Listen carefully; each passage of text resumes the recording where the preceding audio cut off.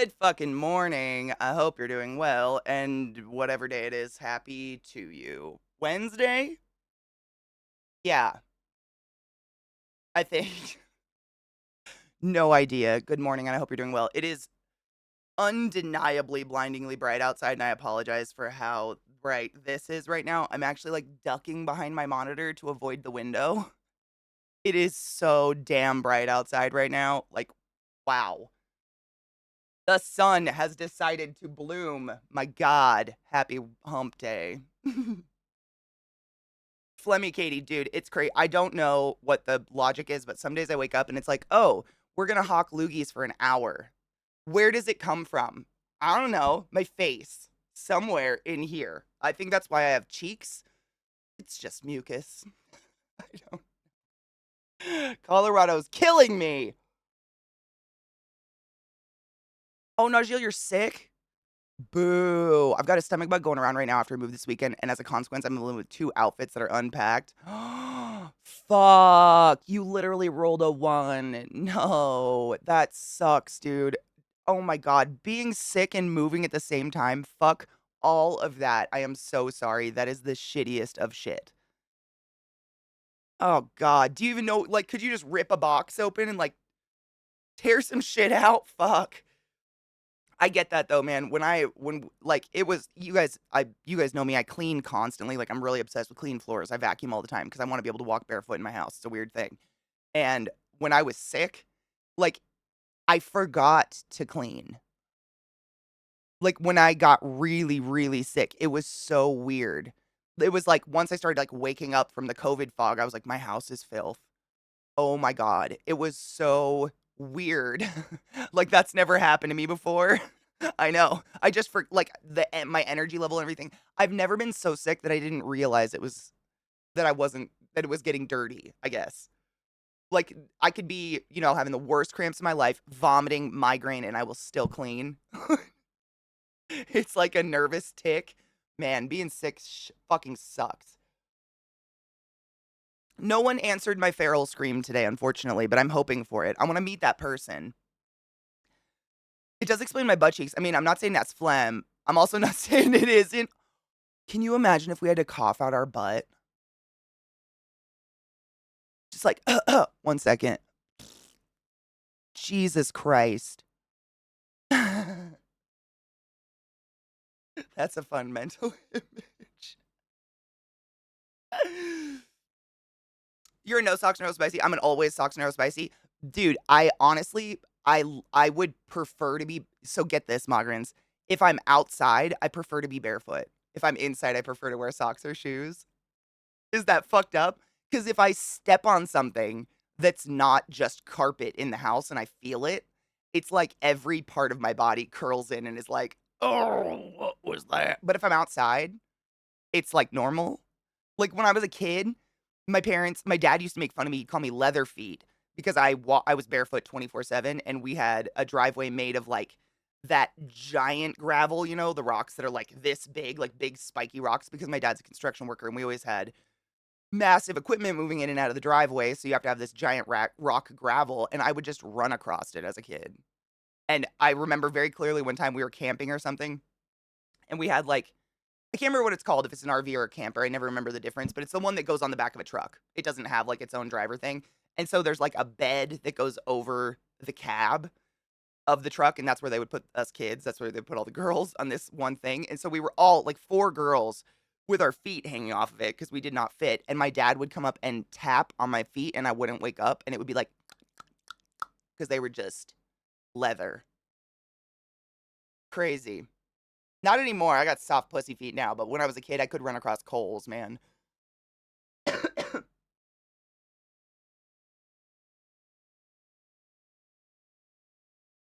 I can't imagine. I'm so sorry.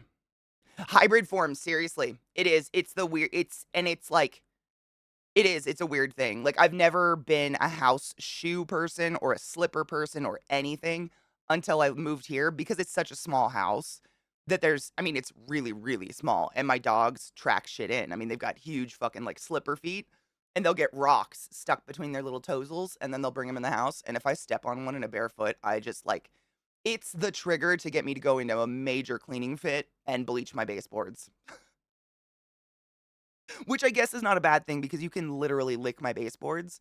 They are so clean, but yeah, it's weird because I can remember being a kid and like my mom's a respiratory therapist, so she would only work 3 days a week, and then the rest of the time she was off, so she'd be home all day.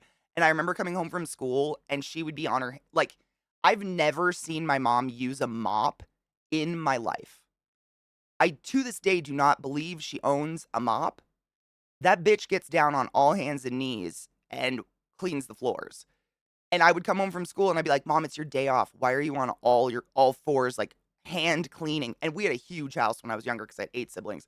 Our house was like a hexagon. I think it was a hexagon or a pentagon. I can never remember how many sides it had, but it was literally like a stacked cake. My dad designed it, and the middle floor was half, more than half. It was like 3/4 like stone tile, and she would clean the entire thing with her hands. And I thought it was crazy, and I've literally become her. Like I got a mop, it doesn't do it.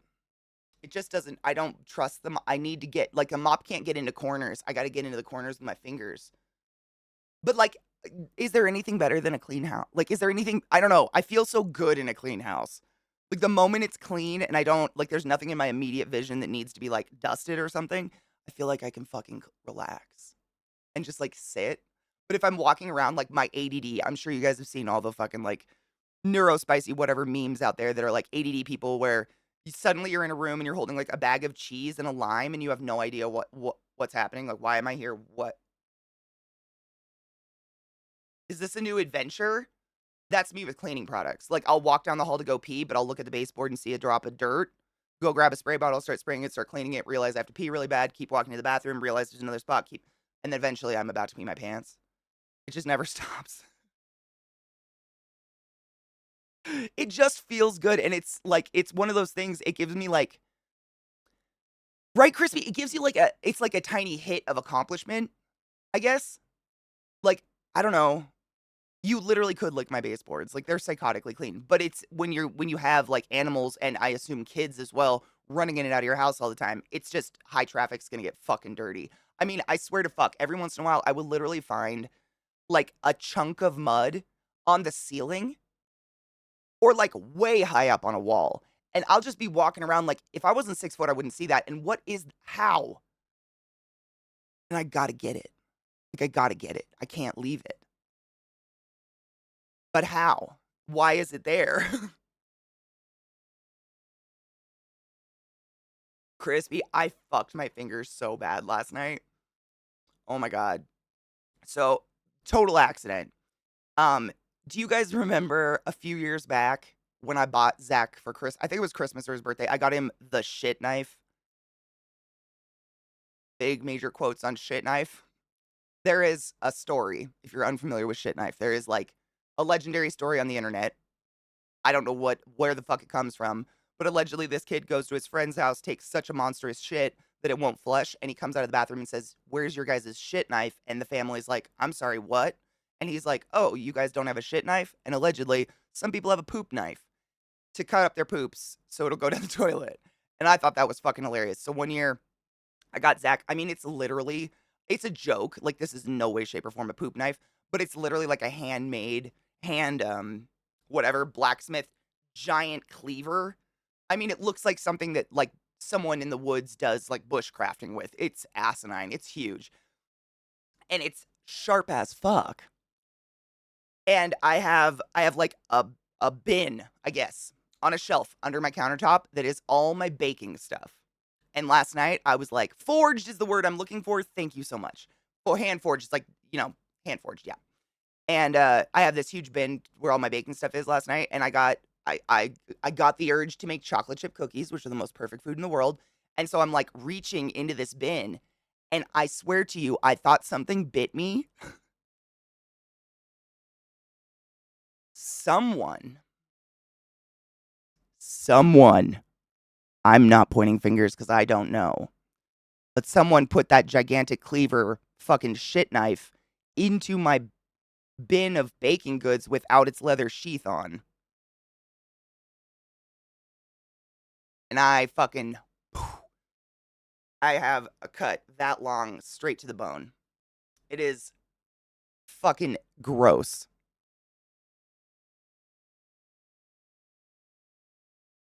I know. It was a shitty time. It was a lot of blood. It was a shitty time. Yeah. I literally just like I thought something bit me. I had no idea cuz it's just like flour and shit in this bin. And then I look in there, I'm like, "What the fuck?"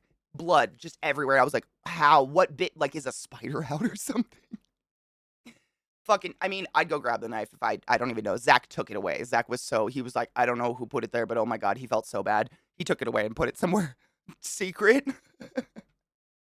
But like, moral of the story, put your sharp knives not in a bin under a countertop.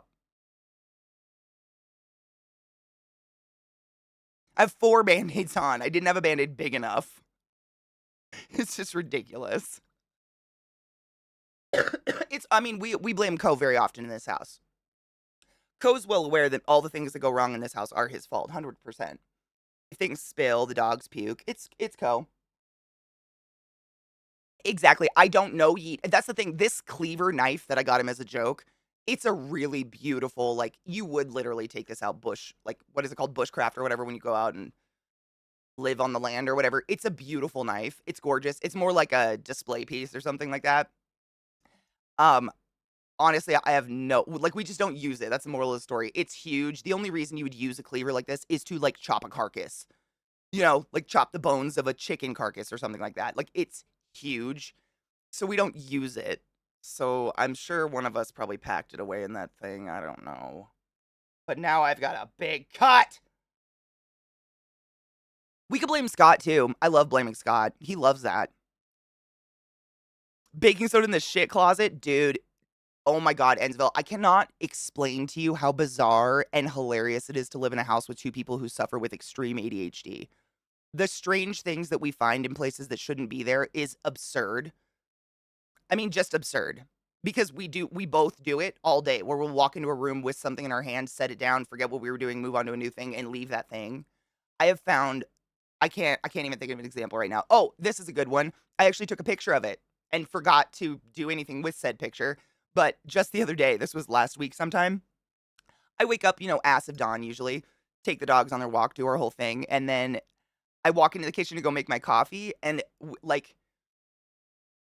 our kitchen's like sink, window, and then shelves up the sides of it. And I look to the side, and there's like the plates are on the bottom shelf, and then all of the mugs and everything the second shelf. And just one of the big dinner plates, there's just 2 pickles just on the plate in the rack, like in the dishes shelving. Just 2 pickles.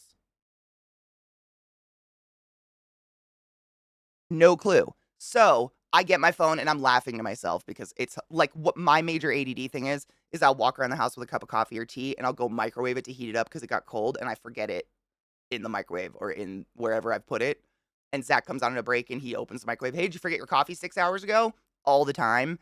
He doesn't remember doing it, I think, but he literally got up in the middle of the night to have pickles, got 2 pickles, put them on a plate in the shelving, and then just forgot them. So then what I do is I go to take like an artsy picture of it to send it to him to make fun of him because he always makes fun of me for forgetting my tea and coffee. And my ADHD takes over. I take the picture, completely forget about it, leave the pickles on the plate, literally until the next day. And Zach's like, "Oh, those are those pickles I pulled out the other night." And I'm like, "We're ill." Like, it's just this circle. But you gotta laugh at it, man. There's nothing else you can do. But it's all the time. I mean, it's just the weirdest shit.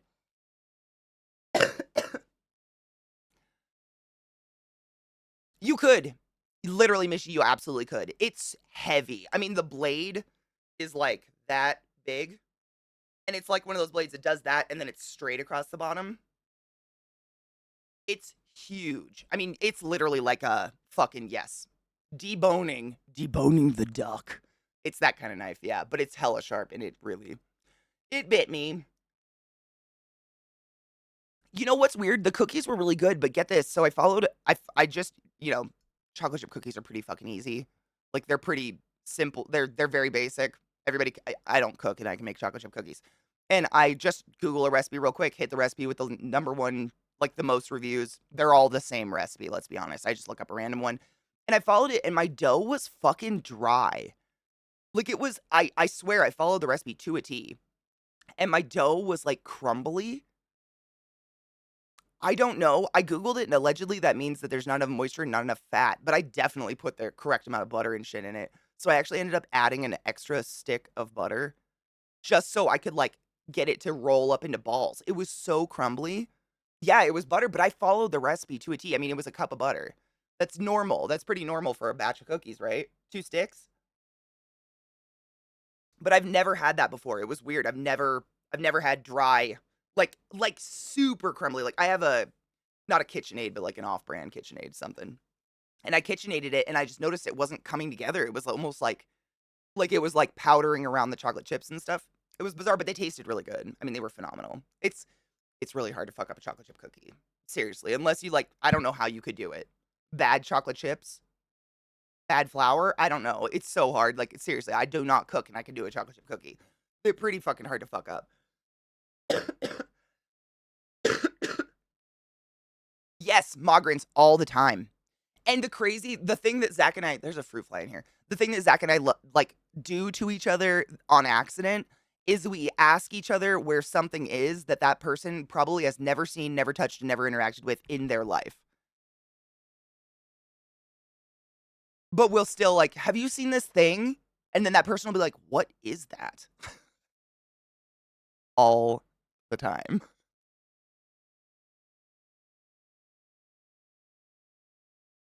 I'm just imagining Zeke sleepwalking and deboning a pickle with a shit knife. Oh my god, that would be amazing.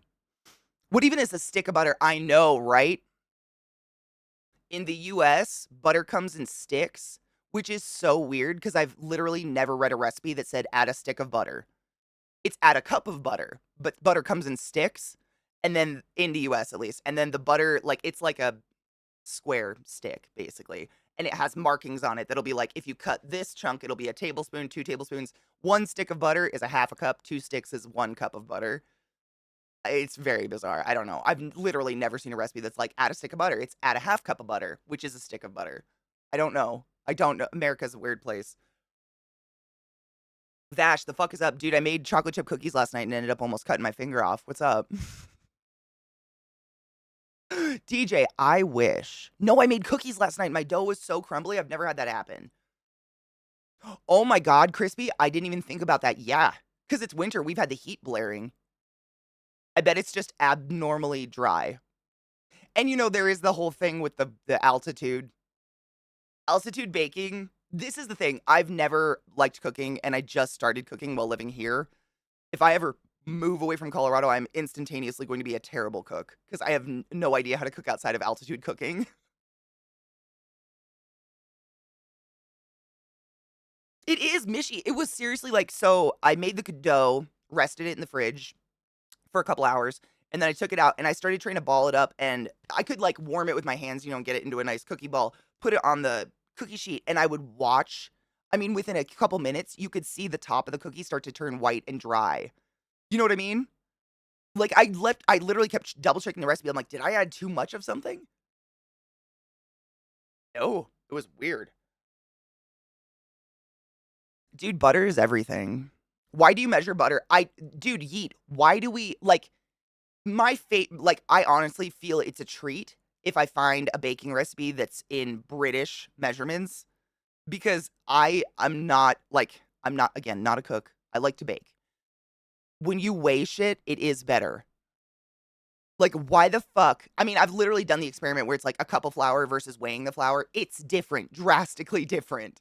Like us measuring with cups and trying to like just weigh it. It makes so much more sense to weigh it in grams or whatever. You get the exact everything you need. I don't know, dude. Maybe it's the chemist in me, but the whole cup measurement thing is dude, and it's the cup shit. I mean, Vash, I'm sure you've done it where you've like tried to bake cookies or something. You're like, it's like a cup of well-packed brown sugar, and you knock it out of the cup, and there's a huge chunk missing out of the corner of the packed brown sugar, and you're just like, God, how the fuck was I weighing? It works. I mean, it's legit. Me too. I mean, I felt like someone bit me.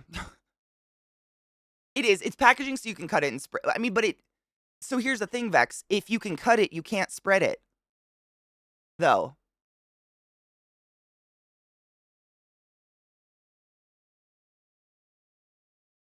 It should be by weight. I mean, that is the way it should be. Worsty, good morning, honey. I wish I liked cooking. I just get bored. Like, I really, the moment I'm in the kitchen cooking something, I want to run away. Like, my brain is immediately thinking of all the things I could be doing that aren't cooking. Like, I look at the shelf and I'm like, I could just eat Funyuns. Why am I making food? But baking, I think because I make it and then walk away, I like baking. I don't know. Too crisp, that used to be my problem too. And now I've got cookies that are like cake. I've gone the opposite direction because of altitude cooking. It's real weird. There is no Vex, 100%. Actually, a lot of the, like, if you go to the grocery store or something, you buy like prepackaged. I never did this as a kid, but apparently this is like the cake mix. My mom was a purist and made cake, like, from her recipe or whatever. Cake mix and shit like that.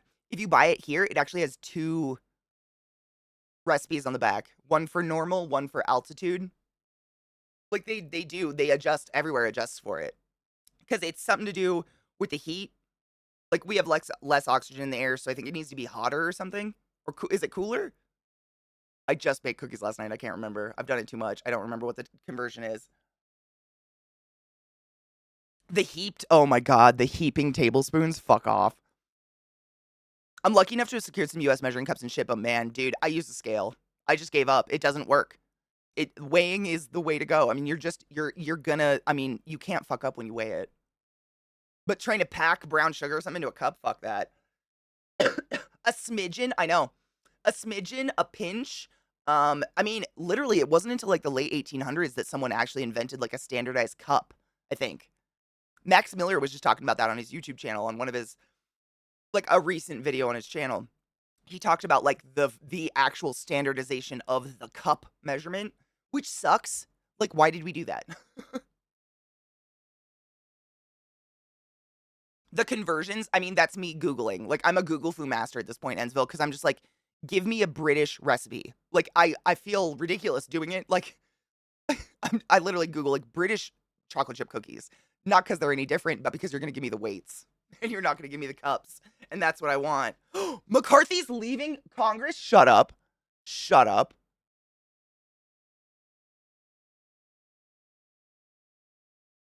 If it's room temp, but can you cut it? Well, if it was not in the wrapper, have you ever tried to cut room temp butter in the wrapper? It would just squish, right?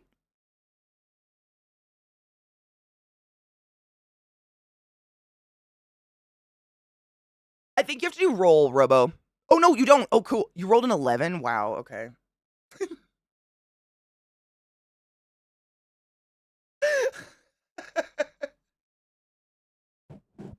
I know, and I'm sorry. As Glut likes to remind me, the devil doesn't need an advocate, Katie.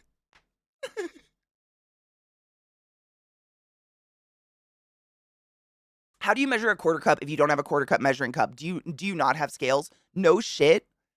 Literally before I started watching like British cooking shows and realizing they weighed, I'm not kidding you. I think it was actually the Great British Baking Show. I didn't like as Americans, we didn't know there was another way to bake. I didn't know you could weigh the flour. I didn't know.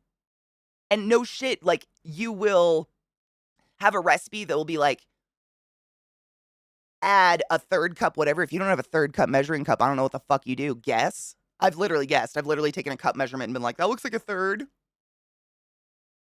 You guess. Yeah, I would, if you like baking, look up weighing. Your baking will get better, I promise. It's pretty wild. Dog hair every day. See, I clean up while I cook because I'm the same. Like, if I finish cooking and then I have to clean up, I won't do it. But if I clean while I'm cooking, then I'll do it. Pip pip, governor, I'm a cookie. Cookie was my first word. Fun fact. It's mass. Okay, now you're just being pedantic. Fuck you.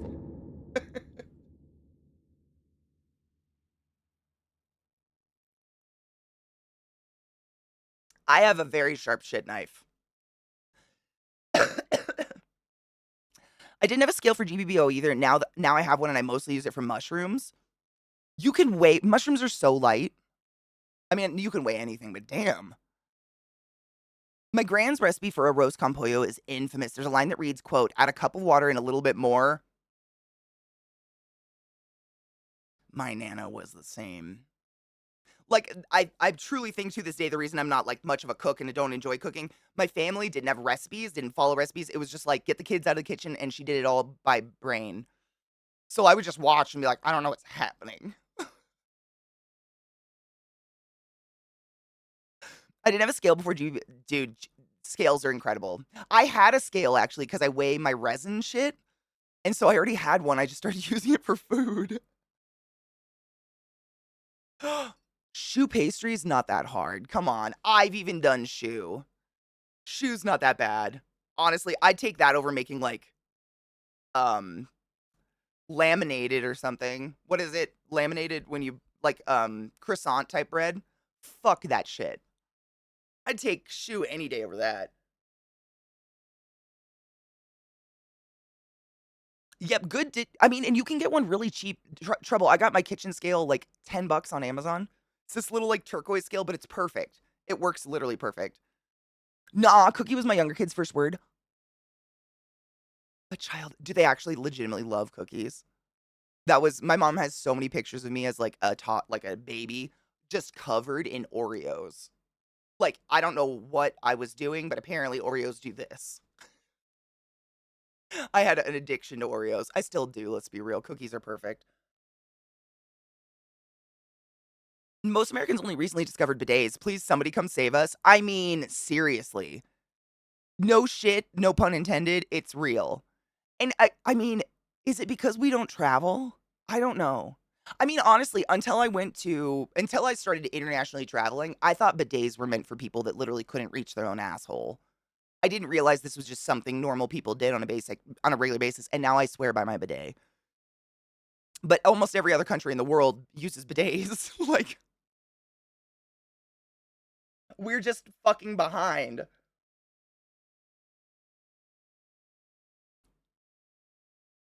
Grandma Bordeaux and her gumbo. Dude, good gumbo is a trick, though.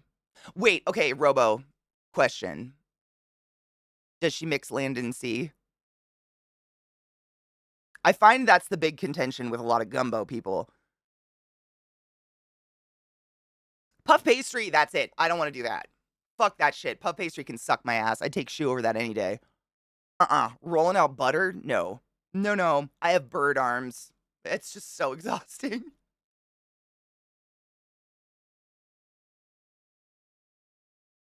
No shit, Yeet. Maybe because I've tried a lot of really, really, really, really hard challenging shit because I like to fuck with myself. Maybe I didn't find shoe that bad. Or maybe it's just the only thing I can do. I did grow up making candy, so maybe that's it. Like, I'm really accustomed to that, like, judging food by the feel. Like, that's the only thing I would say that I was, like, actually taught as a child when it comes to cooking or anything was candy, which is really weird because my family doesn't eat candy. But, like, as a tradition, my mom every year since before I was born makes almond roca from scratch. And so that was my job was the actual like toffee caramel making it. And it's a feel. I couldn't even tell you what the temperature of it is when it's done. I couldn't tell you how much to add. I could not. It's just you do this until it feels right and then you pour it out on the buttery sheet and it's done. Like I think that's kind of similar to shoe. Maybe that's why.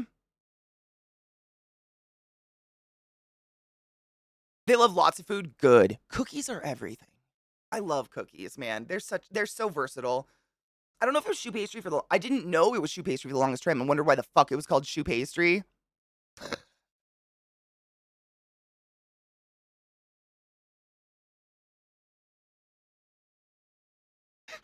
amazing.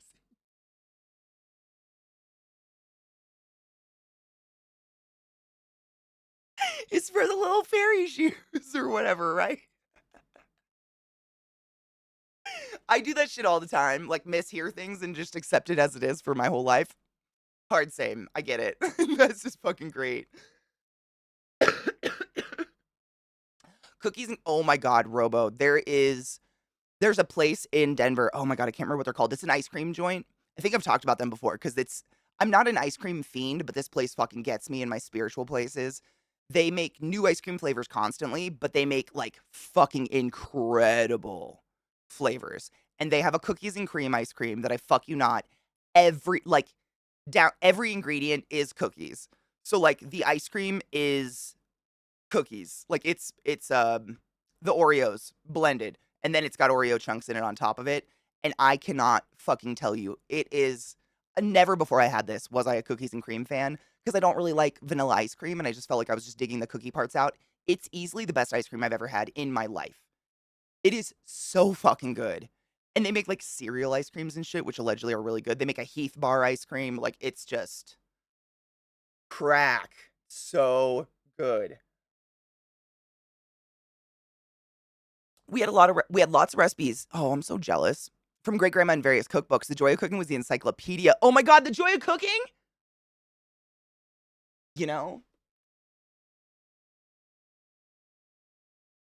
I have my mom's like original cookbook back here. I gotta find it.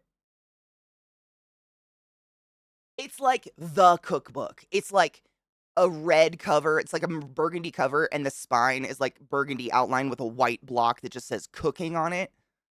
And it's like spiral bound, but I swear to God, it's like every kitchen has this fucking cookbook. And my mom gave me hers. I have it somewhere. Somewhere in the shelf of hell behind me. I have it somewhere. Good scales are super cheap now. Just growing up in the 80s, you had to measure with cups because digital scales weren't available for home use. Did they even have them? Yeah. I have all of Julia's books behind me somewhere. There's one. I love cookbooks. I like to read them. I just don't like cooking. I'm really fucked up. I'm well aware. Yes, Crispy, I agree. I'm not flexing. I think it's just luck. I've never fucked up shoe pastry, but I have absolutely fucked up laminating bread. Yeah. My British grandma would make Yorkshire pudding and just use a Pyrex to measure out, oh my God, 1 to 1 to 1 ratio of eggs, flour, and milk. That's incredible. How? Our foremothers were more ripped than we realized because rolling out dough and shit is next level. Dude, my Nana was fucking strong. Like, watching her just debone something with her bare hands was metal as fuck. And she was this delicate little Irish lady. I think I cooked in the pan properly, but when I tried it, there was this thick gummy layer of barely baked pastry in the middle. Oh, I bet it wasn't aerated enough. That sounds like maybe it was too dense. I don't know. I'm not like a professional in any way, shape, or form. I've never fucked it up to even know. I've only made it a few times, but like,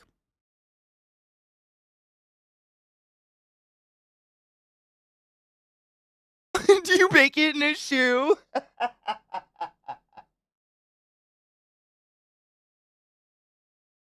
I love that so much.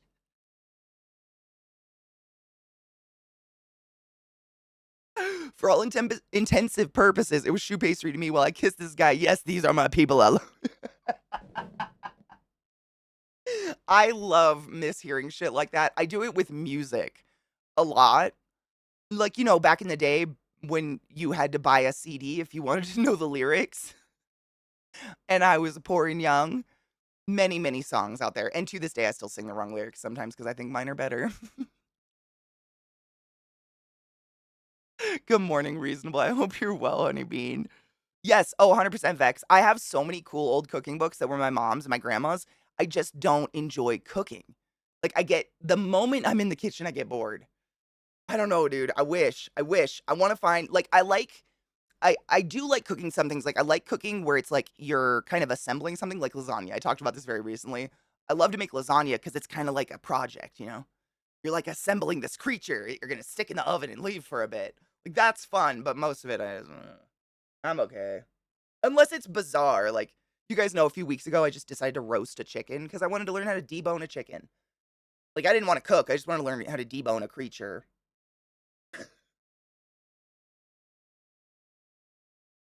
Which is maybe weird. If it's in the color scheme, the older versions were red and white checkered. That's the one. Yeah, I have it. I think it actually might be in my kitchen because I was using it recently. I have it somewhere. But it's kind of like one of the quintessential cooking books. It's like the basics of everything. Yes. It's a book from like the 50s, right? I think my mom's was my nana's. Yeah, same. And my mom just like all the recipes basically are up here for her now, so it's mine, but I don't cook. I wish I liked it. I wish. Because I mean, man, I could have a lot of fun. My mom wait. I've got the Joy of Cooking and the 70s version of the Joy of Sex where they tell you not to use deodorant so you can eat your partner's armpits.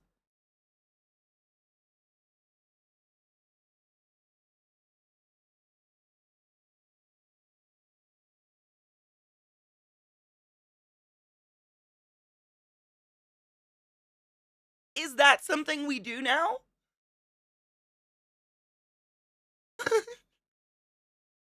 We have not had our morning toke today, house and night. I have a stoner bowl from last night and the cleanest I can get my bong without bong cleaner. Look at that little drip. Hello. Betty motherfucking Crocker, word. Would could you bake in a shoe? Would you bake it with some glue? Good God, we've gone there. It's happened. We've all broken already. It's too early for this. Oh my God, so shoe's pronounced shoe and not chote? Because pasta shoe is huge family favorite for my hubby's New York Italian family, but they definitely say pasta chote. It might be differently pronounced in different places. I learned how to pronounce it via literally the Great British Baking Show. And they also love to say tortilla, so and quesadilla, so we can't really take what they're saying for what I'm gonna smoke. Cheers.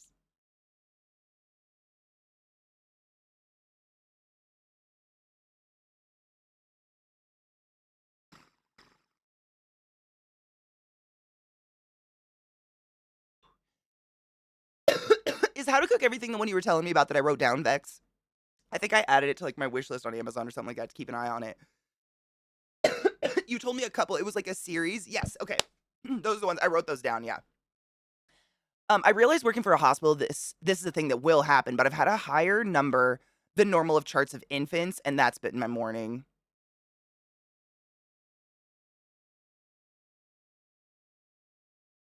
Fuck on that. I'm sorry, honey bean. Definitely a large reason I'm very, very grateful I don't work in hospitals anymore. Because that shit.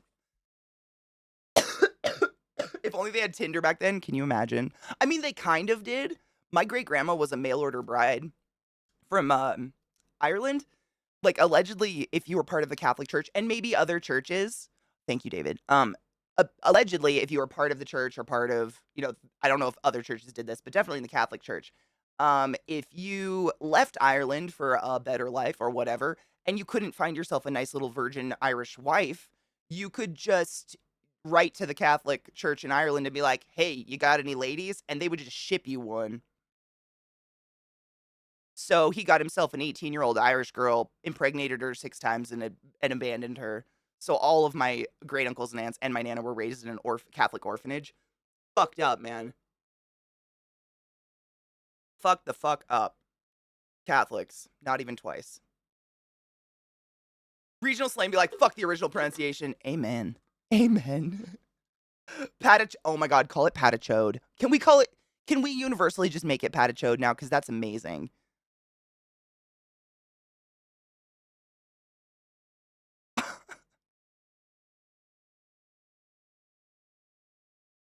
It's just some literally casual Catholic sex trafficking. It's fucked. It's fucked up. And my nana had a lot of bitterness for that. I know. That's not the only people the Catholic Church did that for. Oh, I'm sure. I mean, the Catholic Church, I have no misconceptions about that hellscape. I'm recovering. According to them, you can't become un-Catholic, like they have my soul or whatever, but I'm doing my best. Hail Satan.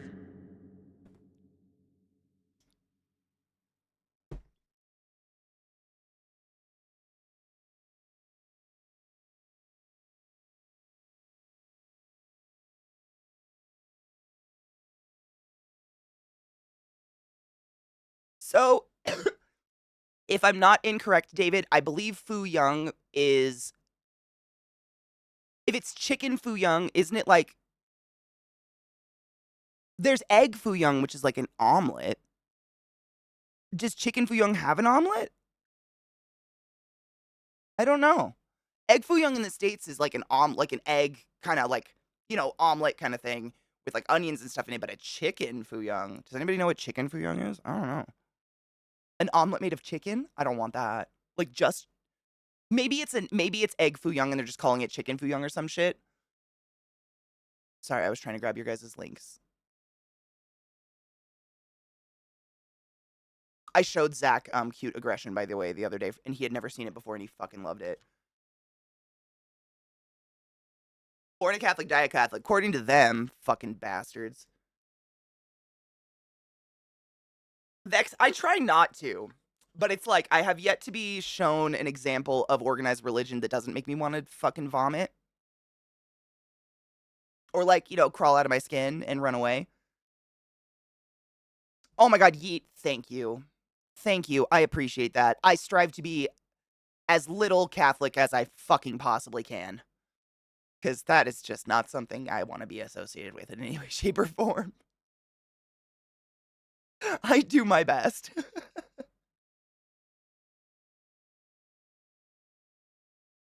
I mean, Vex, if you really break it down, I agree with you. I try not to because I'm jealous a little bit of people that have faith and people that have like this comfort that there's an afterlife or something like that. Like, I do have a little bit of jealousy. Robo, you fucking sneaky fuck. Thank you for gifting a sub to Vex. Vex, whose butt was the highest order, go forth and be consensual in all the ways. I appreciate you. I think the same. And it's like, I look at the world and it's like, most of I don't know about every religion in the world, but most of the like established big religions that we know about, there's some sort of deity that created the world and is infallible or some shit. And I look at the world and I'm like, man, if this was someone's game plan, I want nothing the fuck to do with them. Why would you want anything to do with an infallible, all-knowing God that lets babies and kids just suffer and die and, be like essayed and etc.? That makes me anti-theist, because fuck them all. You ain't that powerful if you can't stop it. And if you are that powerful, you're letting it happen. I want nothing the fuck to do with that. At all. Like, it's fuck them, I'm trying to think. I don't know what it is. I'm gonna Google it. Hold on, David. I want you to I love trying new stuff. I'm in full support of this. Dog hair in my keyboard.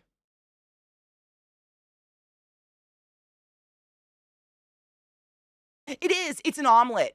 It is. It's really, in my opinion, David. It's one of my favorite things at Chinese food. I grew up getting Chinese every Thursday night with my grandparents, and egg foo young is one of my favorite.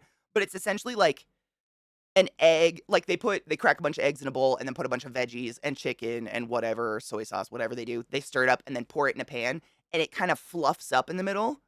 It's not like a folded over omelet or anything like that. Not like a French omelet. It's just the egg, just like in a circle, you know what I mean? And it fluffs up in the middle and gets real fluffy, and the edges get crispy, like a little brown and crispy. It's fucking delicious. And then in the States, at least, they usually serve it with like this kind of gravy, almost like brown sauce, but like thicker. It sounds crazy when I say it out loud, but it's one of my favorites. If it's like the stuff here, but I googled it. It looks like it's the same thing. It's just gonna have right. Thank you, Mishi. It's fucking delicious. Like, it looks kind of weird, but it's really good. Yeah, if you've never had egg foo young, they're calling it chicken foo young, but literally it's probably just because that foo young is the egg omelet part, and then you're gonna pick your protein. Probably that's what I'm assuming is going on. Egg foo young's phenomenal. Like, it's all the textury goodness. You know what I'm saying? It's really good. We're cute and wholesome. We just like to have fingers in all power hungry bullshit. Yuck. Bring back Gnostics. Amen on that. See us. Amen. It's built into me. I hate it. Faith is well and good, but organized religion will always be a way to control the masses and make bank. Yeah. Yeah, I just haven't. None of us have been proven wrong, right? I'd love to believe there's an afterlife, but my brain keeps telling me we're just gone and there's nothing. I mean, it's that is the most logical thing though. Like, I think your brain is just making sense of the world because, like, Everything dies, decays, rots, turns into dirt, is eaten by worms, is eaten by birds, is eaten by. There's the circle of life. Like, to be so neurotic to think we don't go into that, back into that cycle is kind of weird to me. Like, why are we're just big meat sacks? We're no more unique than any other meat sack, you know? Magical Sky Daddy, Katie, is either not real or a sociopath based on the way of the world. That's what I think too, and I just want nothing to do with that person. Mishy, I agree. Yeah. It seems impossible because power will always corrupt something. And life just makes so much more sense when you realize all living things are just trying to survive. Yeah, 100%. I mean, I feel like once you realize that, you stop trying to make sense of stuff. Like I feel like there's still a huge population and always will be of people that are looking for the reason to our existence or the why or whatever. And when you realize there is no why, we just are. Like, have a good time while you're here. I think it's a lot more like, I feel like your soul can be at peace, I guess, with that information. You know what I mean? Dude, pork egg foo young is the shit. That's my favorite. 100% glut. It's so good. Ooh, crispy wontons are the shit. Are they like crab wontons with cream cheese?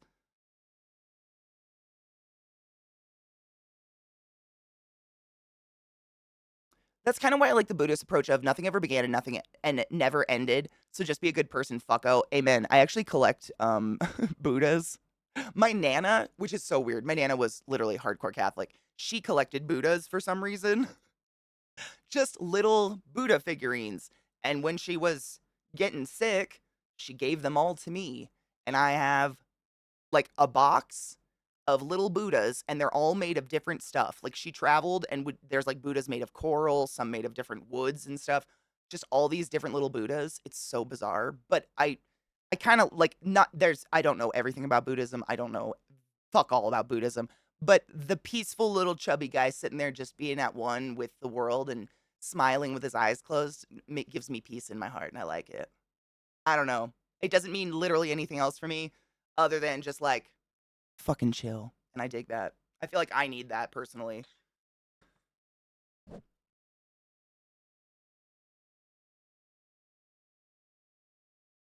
Yeah, it's that internal, it's just that like it's the whole thing. I think about it a lot because I have a lot of these little Buddhas just like around on shelves and stuff. But he almost always has his eyes closed with a smile. And that to me is something. I don't know what it is, but when I look at it, I think about it. And sometimes I just close my eyes and just chill for a second. So I think maybe it's something about like reminding me to not to have boundaries with all the input the world is throwing at me, I guess.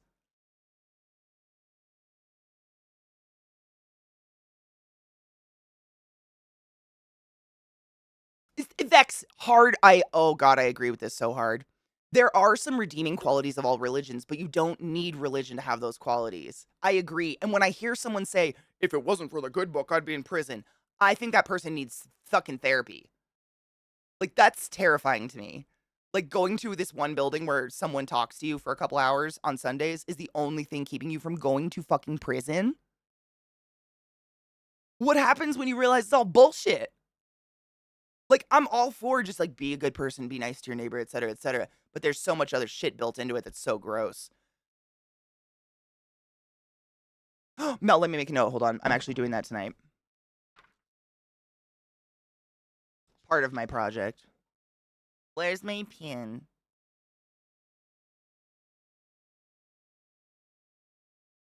Who is she?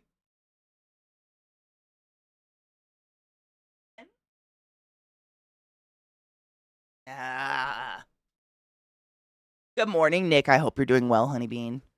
My brain usually tells me that it's nothing but a side of reincarnation. Like, before you were being born, maybe you'll come back in a million years as a spider. Yeah. Like, some of your like I hope my consciousness isn't spread amongst all the spiders I come back as, because that's a lot. I haven't figured it out yet, Kinger. Like, I don't have inner peace. I don't know if it's even real. I don't know. I think I might just be playing pretend. You know what I mean?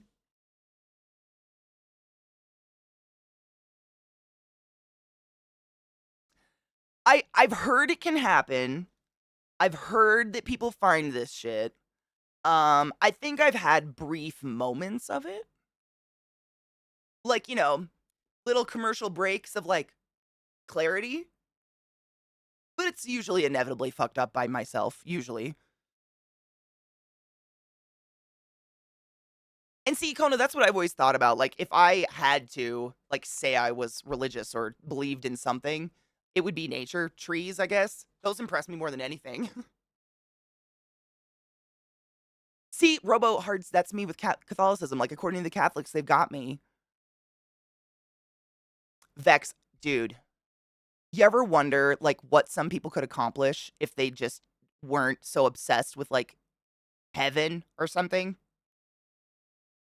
Like, put all of that energy towards, like, something? Like, build something? Mountains and cats, I'm all about it. Mountains, cats, all of it. Witches, like, used to apparently keep spirits in dicks that they kept from cutting off of dudes and they floated around them. Like, let's worship the dicks or whatever. I don't know. Like, there's so many options out there.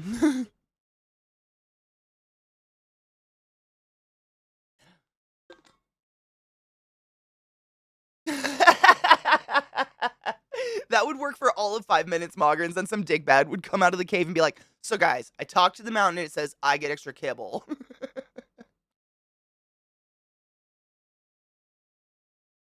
That's literally Moses. I read the Bible. It was terrible. Are you farting? Do you need to go potty, bud? I just got a whiff of shit. Someone a little shitty.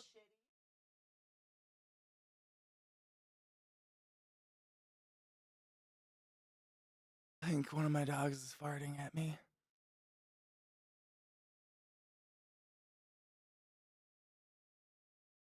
Ew. Can you smell what the trick is shitting? Good morning, my Vissy Love 30.1. How are you?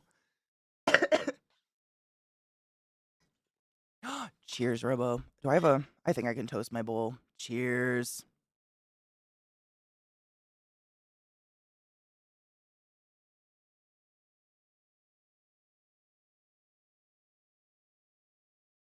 Wait, could Moses and the flood have been invented to try and explain why all the fossils are everywhere so that those would have been the ones to perish? Oh my god, I wonder. Honestly, I don't even remember much of the flood story. Most of the story of Moses that stuck out to me was when he decided to go on the top of a mountain and told everyone that if they came near the mountain, God would strike them with lightning and fucking kill them. And then he like lived for 400 years on the mountain or something like that. It's fucking crazy. I don't remember it exactly, but it was very weird. I bring you these 15 drops a tablet. 10 commandments. Dude, trick peeking over my monitor was fucking precious. Question though, what if a belief in an invisible man versus eternity in hell? I mean, what if? And that's why, literally, Brewdog, I'm not kidding you. That's why my mom baptized me.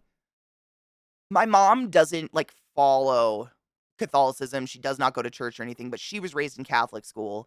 And the fear of me dying as a baby and going to purgatory or hell was so strong. She's literally said this exact thing to me. She's like, I reasoned in my head that it doesn't hurt to have some crazy man in a church splash you with water, but what if I'm wrong?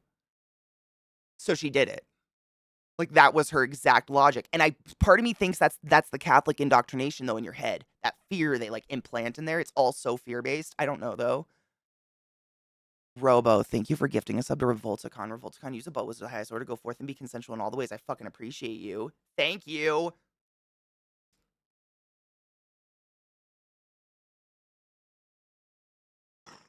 Shut up. Your last name is one of those mountains. That's kind of cool / terrible. Like, I'm sorry, but also that's really cool. My last name means strawberry in French. Last names are weird. It's the indoctrination of it, right? It's just like you shouldn't have, I mean, if Catholicism didn't exist, would any of us be out there like, oh God, gotta splash the baby with some water? Otherwise, it's gonna die. Good morning, Korg. How are you, love? Use a crayon, right? I mean, I'm sure dude, wasn't that was in The Mummy? Do you remember that movie with Brendan Fraser? Coming back around to Brendan Fraser, that movie, The Mummy. oh god, it was like his shitty friend who he pulls out like his bundle of necklaces and starts praying over every single fucking one at the mummy until the mummy responds to one. It's been done. It's been done.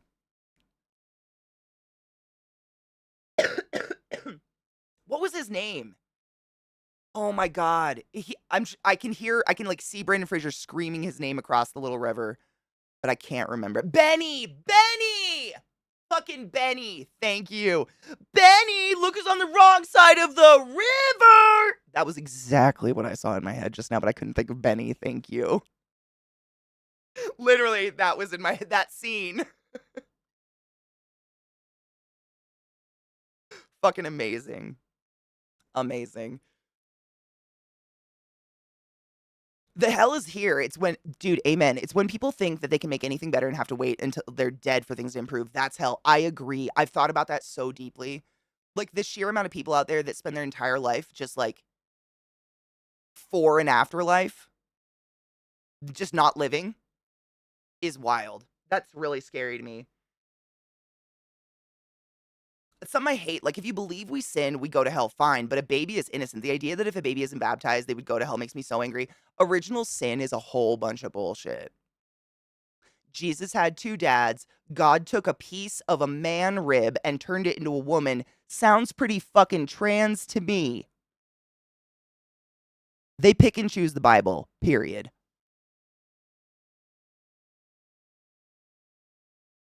I'm loading a bowl. It is. Original sin is fucking stupid. It's the dumb. I mean, virginity is a stupid concept, in my opinion. The sheer idea that a penis inherently changes who I am by putting it in an orifice of mine is fucking crazy. Happy 69, Lorelai. Thank you so much for subbing to the class, keeping the class alive, and giving a fucking anus its wings. I appreciate you. Go forth and be consensual in all the ways. Nice. Dude, the good place with all the shrimp. Look who has all the horses, O'Connell. Dude, I love that movie. The Mummy's great.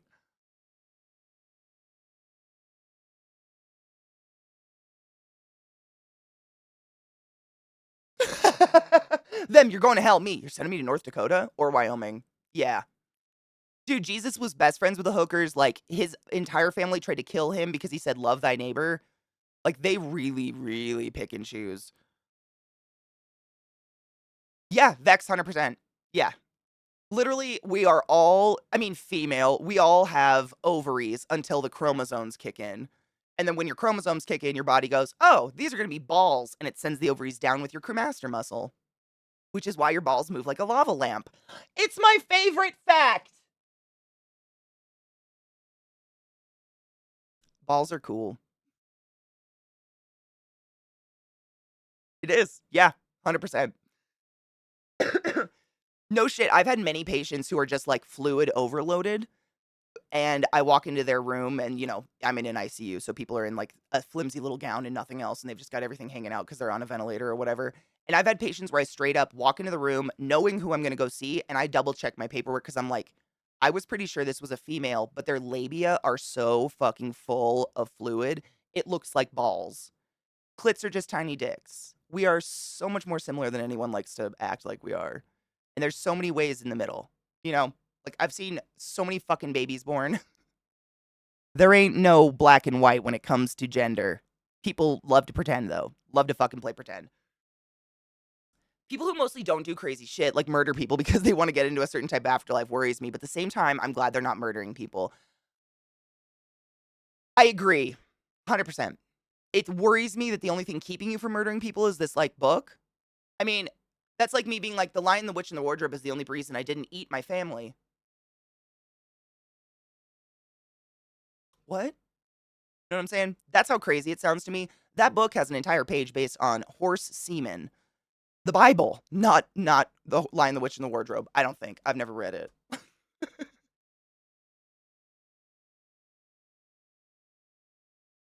Oh, no shit. That was legit supposed to be my first station. My grandma was friends with a woman who cut orders, and she actually got me sent to Rammstein, Germany. No shit.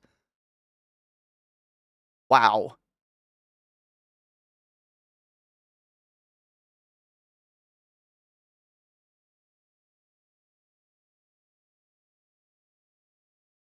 Amen, Adam, I agree. How can you gender something that is that grandiose? Yeah. Clits are just tiny dicks. Now on Broadway. Brought to you by Vagisil.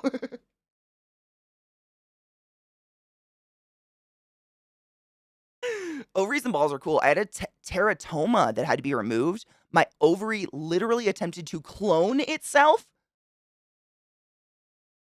Wait, did it have like teeth and hair?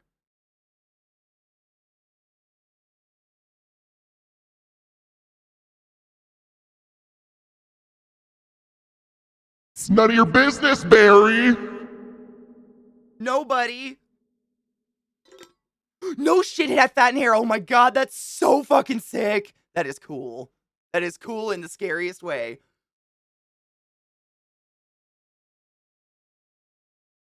Yeah, literally some hormones or testosterone in your body will change accordingly. Sex is a scam, 100%. I mean, gender is a human construct. The whole idea of it. You ask any medical professional, like, it's just wild.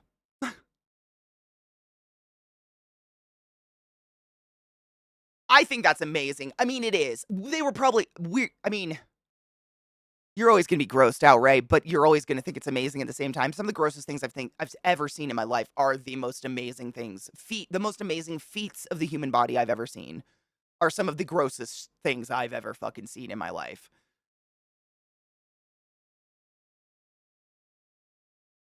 I'd have to murder stream elements in ritual combat. Oh my god, do it naked, covered in lube, in a McDonald's playground, please.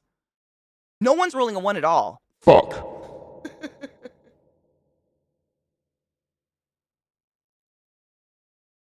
Fucking do it.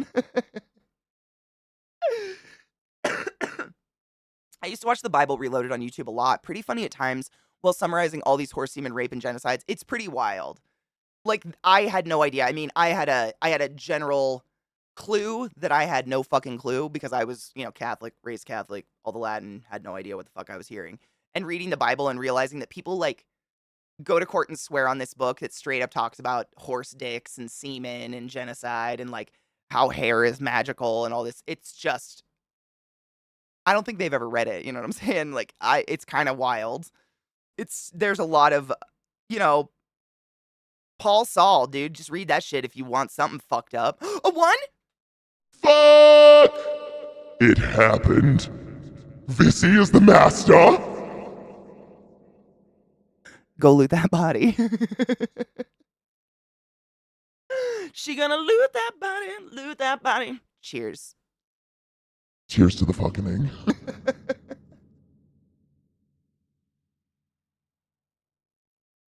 Dude, is that weird, Glut? I learned that no more than 5 years ago. I had no idea. Isn't that weird? You can choose what book you swear on. It doesn't have to be the Bible. That's the default. I could swear on fucking Fight Club. Yeah. I learned that so recently in my life. It's so weird. Yeah, Glut said, cut to the senator that didn't know you could swear on any book, not just the Bible. I didn't know that. I had no idea. I mean, why would I? It's not like I'm looking to go into fucking court anytime soon. I'm perpetually afraid of getting in trouble. But like, you could swear on a comic. It's so bizarre. I didn't know that until maybe 5 years ago. Yeah, super weird. Cheers to that. Cheers to Fuck. the.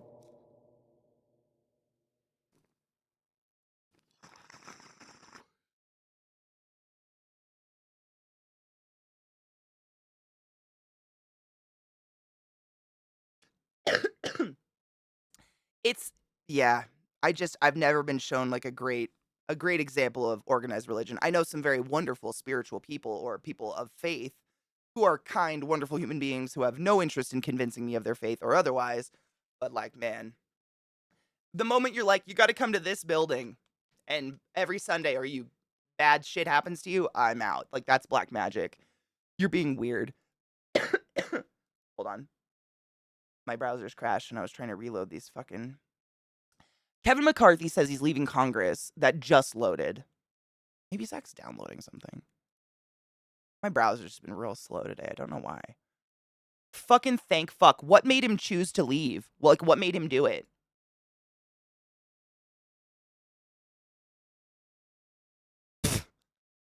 Kevin McCarthy, I'm leaving the house, but not the fight. My work is only getting started in my next chapter. Okay. I'm an optimist. How can I don't want to read this. I don't want to read what he has to say. He's a fucking twat. Blah, blah, blah. I'm being kicked out and I'm trying to make it have a positive spin. That's what I'm going to get out of that. Yeah?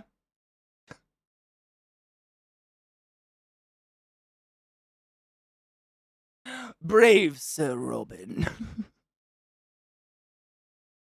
Mayo, if it's like magazines, probably, I think so. You can literally swear. Do you have to swear on something? I think you have to swear on something, right? Ooh, I'm smoking. Oh, I ground it up last night. Oh, it's I left it in my bedroom. Blue Mendo Kush. Blue Mendo Kush. I have two strains right now. The other one that I've been smoking is I've never seen this strain before. It's called Vanilla Frosting, and it's a hybrid. It's nice. Like, I get nice and stony from it, but we were talking about it the other day, and Frem actually brought up a good point. I think it's got some kind of terpene that's like peppery or something, because it just makes me cough like crazy. I don't know why, but for some reason, this strain, I just like cough and cough and cough and cough and cough. It's a good strain, but something. It's they're both the same, like THC. I find that the coughing, I know, I hate it's fucking annoying because it has nothing to do with the strength. Like, I've had really low THC percentages that make me cough like crazy. I think it's got to be like Frem was saying, there's like the terpene profile, which we haven't really been able to break down yet because weed illegality, blah blah blah.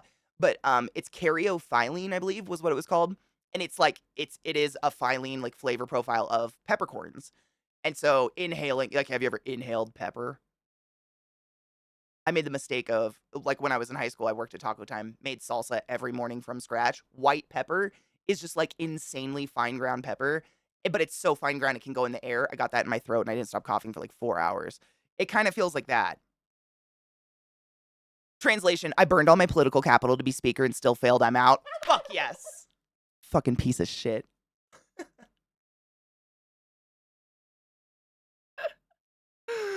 Fucking Wanda Vorkus, thank you so much for subbing to the class, keeping the class alive, giving it any swings. I appreciate you.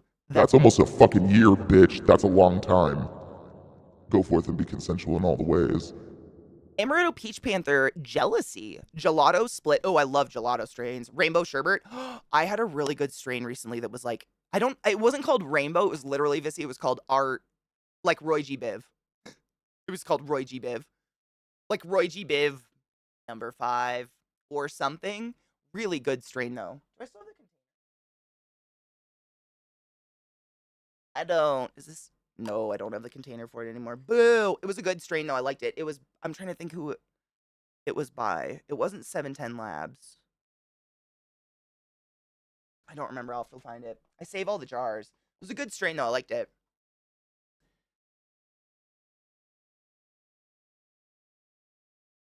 Hold on. I get wittier when I'm high. Do you? I wish I was witty. I feel like I panic too much. There's my fucking lip gloss. I'm sitting here holding the cap like an idiot. When you're high, I don't know if high, like, changes me or if I act differently. Maybe I think it enables me to sit down. That's probably it. Like, I want to do all the same activities, but if I'm not high, I want to do it standing. I don't know. That's kind of weird.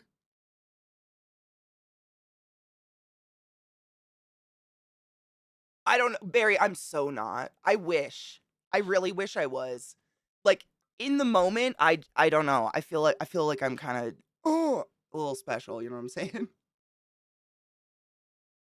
A little touched. Oh, thanks, Mogrins. Maybe it's because I'm not trying to be funny. I don't think of it as that way. It's just on accident. Is it wit? I just think of like instances where things happen. Like, I'll tell you guys stories about things that happen to me in the world, and you guys have the funniest responses. And I just freeze. Like, when people approach me and say weird things in public or something, I don't know what to do. Like, my brain shuts off, and I'm just like, "Ugh." Pickle! Rachel! And I run. You guys are clever though. Fuck, dude. Like one time I was at the airport waiting for my little sister to get off an airplane, and out of nowhere, this little, I mean, he looked like he was like 100 years old. This little old man, like, you know, fucking hobbles over to me and looks at me and says, "Are you here to steal luggage or children?" And all I could think to say was, "Neither. I'm not hungry right now." And I'm just, why? Why would someone approach? What the fuck did I do? What is happening? Are you dying, sir? I am a registered medical professional. Do I need to throw you the fuck down? But I didn't feel clever or funny because he just like, like hobbled away from me again. I was just standing there innocently with my little backpack, excited to see my sister. What the fuck? People. I don't know. I don't feel clever in those moments. I just kind of panic and get weird. I'm not hungry. Oh. He's probably dead by now, to be honest. Well, that's very fucking kind of y'all to say. I don't feel that way at all. But thank you. I don't feel that way, but thank you. The shit I've said on Zeke's stream. And I try to watch myself over there. I can fuck up my own life. I don't want to fuck someone else's. We all get several seconds to think about it first, and I just panic. I wish I could turn the panic button off. Two of the best puzzles I had were some alcohol and a cigar. Wait, two of the best buzzes, Katie, not puzzles. I do puzzles. Buzzes I had were some alcohol and a cigar and alcohol and weed. Not a lot of either, but just a nice light blend of both. I agree. That's kind of what I do with weed. Unless it's Faded Friday, obviously, and we're just cheersing ourselves stupid. I never want to be sleepy, dopey, couch lock ever with weed. Like, unless I'm gonna go to bed. That is never what I want. So, you guys know me. I like pack a bowl and then sit there and nurse it all day. And it's just that little take the edge off, but not enough to fucking send me over the edge where I'm like, what? Because that can happen. Haven't decided yet would have been so much better. See? I'm not hungry. What the fuck? He probably thought I was special. Do you see any lights in your vision right now, sir? Seriously. And then another one. And why is it always little old men? I don't know. I was in Montana, which that probably explains enough. I was in Montana at some little skeezy dive bar, whatever, and Zach was visiting a local friend. And, like, to preface the story, we had been here for a couple hours already, and there was, like, the bar was mostly empty, but there was a guy at one end of the bar that I fuck you not looked like Colonel Sanders minus the mustache, actually wearing a starched white suit, bolero, everything. Like, it was very weird, white hair, coiffed. And there was like a harem of young, slutty looking women around him, but he was like 80 something and super leathery looking. And we're on the other side of this building, just like being very quiet, talking at a bar. Zach's like catching up with someone from high school or something.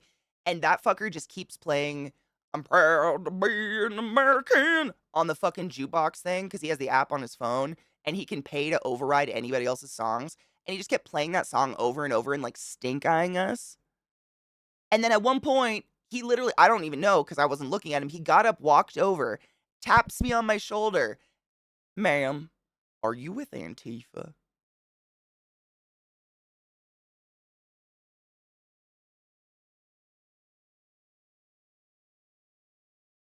What the fuck is happening?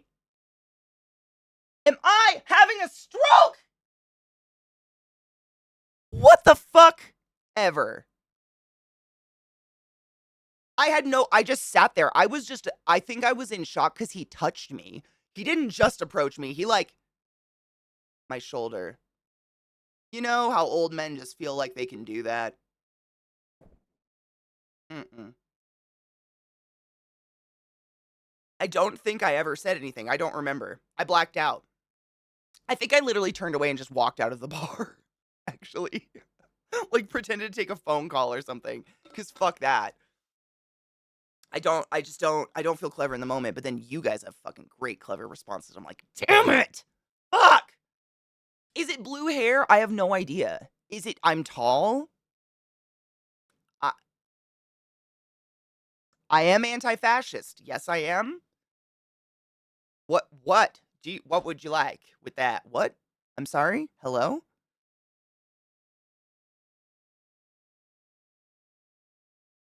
Like, I'm anti-fascist if you're just asking. Oh my god, when your family tree doesn't fork, but your cousin does.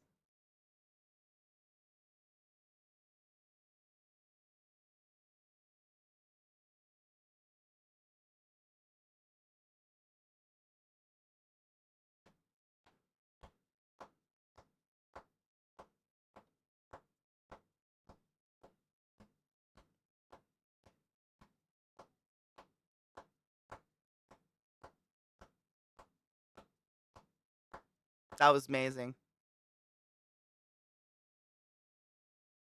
That was incredible. Yep.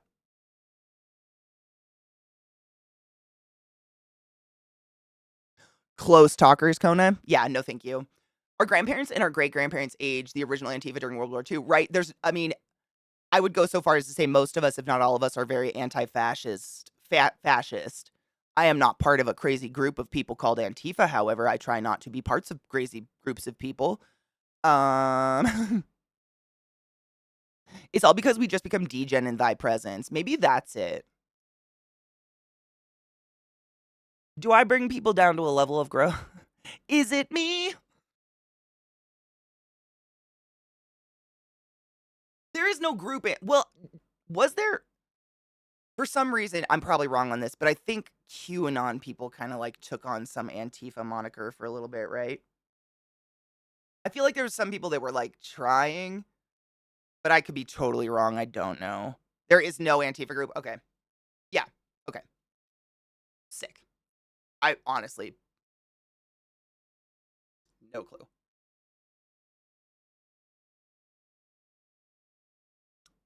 Nuh-uh, no joke. My brother was classmates with someone who was the son of kissing cousins. No joke. I think I went to school with some kissing cousin spawn. Like not as a joke, like they were really stupid, but there was an like a area, I guess, a town. It was nothing. I don't know what you would call it. A place called Onion Creek in the mountains near my town, in the middle of bumfuck nowhere. Population probably 100 people, but it was like I don't want to say well known, but like there were a lot of brother, mother, sister, cousin shits going on up there. You know what I'm saying? And like they were all homeschooled. But back when I was in school, like there was some law with homeschooling where like you had to integrate the kids once a week. So they chose to put them in the theater program. Of course they did. And like they looked a lot alike.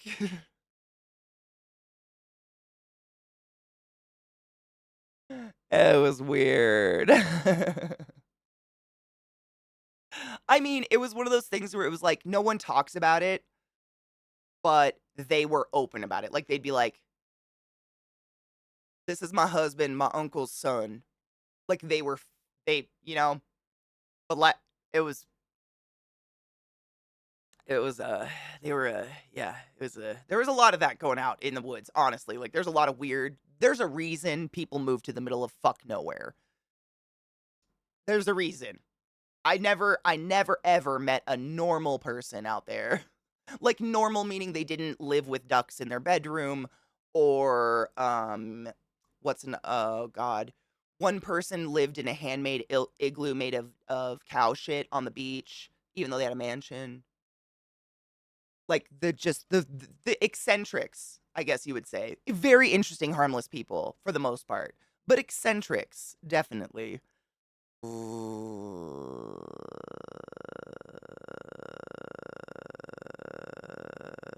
I know, no Antifa group who's eating all those aborted fetuses. Wasn't that like celebrities or something?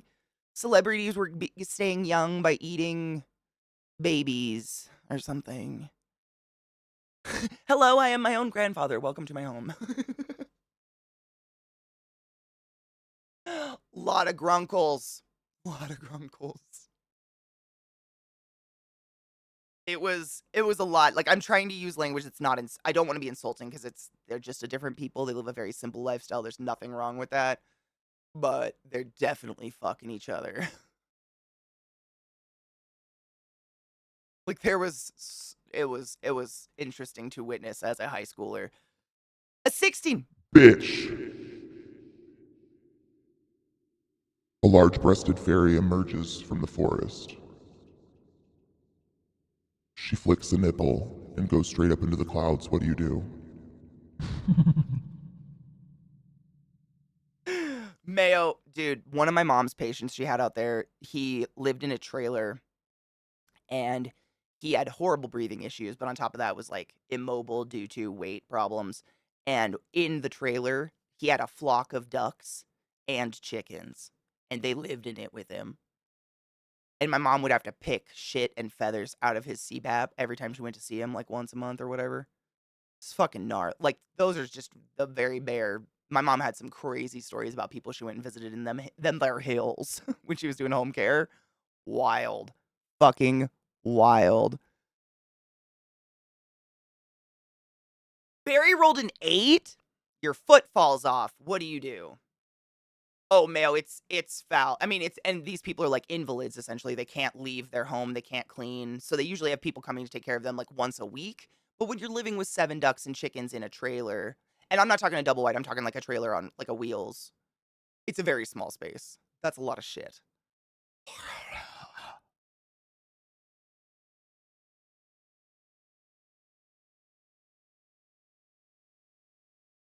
So fucking gross. Wait, okay, we have a 17. Kuro rolled a 17. That's pretty good. The fairy rolls flicks both nipples at you. 14. What were we beating? What were we rolling to do? A 2? Fuck.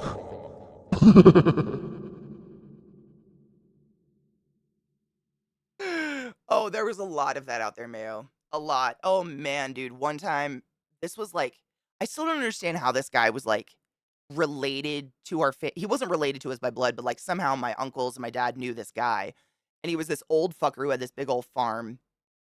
And one day my dad's like, we're going to go out to so and so's house and maybe bring home an animal. You know, we had a little mini farm with chickens and shit like that. And we went out to this guy's house and we did. We adopted his cows. He had 2 cows and a baby cow. Two brown cows and a baby cow, and we adopted them and took them and then got a better home for them eventually.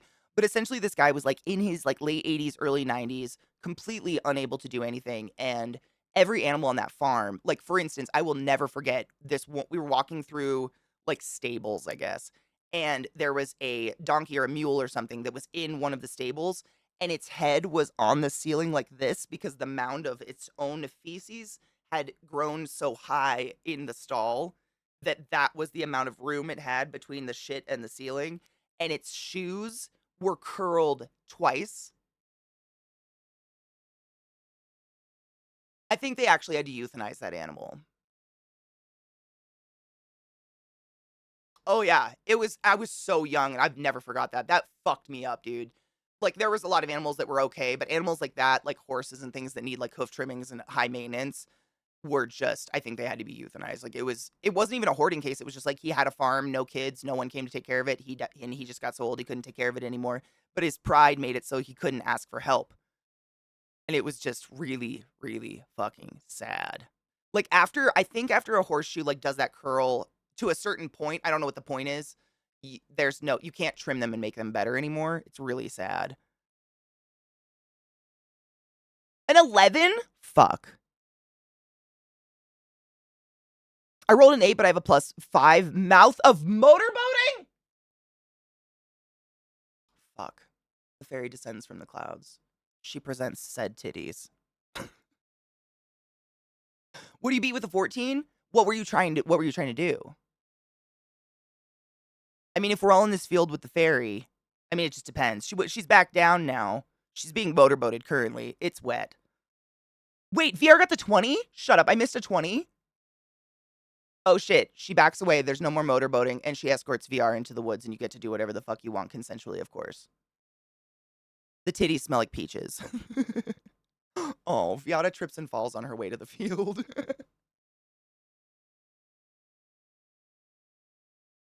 But your bong does not break. It's fine. Okay. These videos finally I don't know, my internet's it was being weird before stream too, like nothing would load, but they're finally loaded. We have like just a squishy cat and then the Grand Theft Auto trailer I wanted to watch with you guys, but I gotta pee really bad. I got paint on my arm. No. Oh, piss. Piss on it. Oh, David also trips. David trips laughing at Viata tripping. Karma hits David hard. Oh my god, Viata hard same. Dude, yesterday I like made my coffee all ready for fucking stream. I go to like grab it on the counter and I shit you not, I just did this. And the whole cup just does that slide across the counter, half of it all over the fucking counter. And I just like looked at I just stood there like, have I forgotten how to grab? Like it's such a large cup to miss this and just while looking at it. Fuck! Karma's shit. I'm telling you. Karma is shit. Oh my god. Mayo, on his way to the field, tries to help Viata up and turns around to see David fall down and slips in the mud, but also does not break any bongs. How to cup? I don't know. Life is really hard. Wait, would you rather fight 10 horse-sized ducks or 20 duck-sized horses? 20 duck-sized horses, 100%. Ducks have explosive, barbed corkscrew penises that fall off every year and grow back either larger or smaller depending on how many other males are in the area. How big is a horse-sized duck corkscrew cock? No. Those are precious.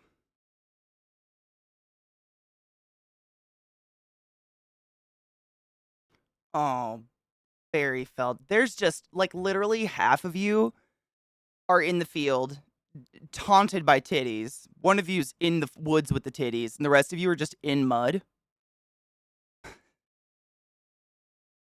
Oh my god, Vissy saves the bongs. Vissy's the reason. Everybody who fell over. Oh, Kona makes it to the field. There's no one there though. Revolticon's got, I don't know. It was a 20. All the D20 beat. I don't know what to do now. A second fairy comes out. She's got an odd itch. I rotate. I definitely rotate around like a rotisserie chicken, I think. I don't know if it's because I'm cold or if I'm uncomfortable. I feel like I fall asleep usually like on my stomach or maybe on my side, but my hips, it's so weird. I feel like when I lay on my side too long, my waist like is collapsing against the mattress or something and my hips start to fucking ache. Or like my leg feels like it's falling out of my hip. That's what's happening. If I lay on my side for too long, my leg, like my fucking like leg bone feels like it starts to like pull out or something. And I think I have to rotate around. I don't know. Is that a stretchy thing? I feel like I'm gonna fall out. Mayo a 9?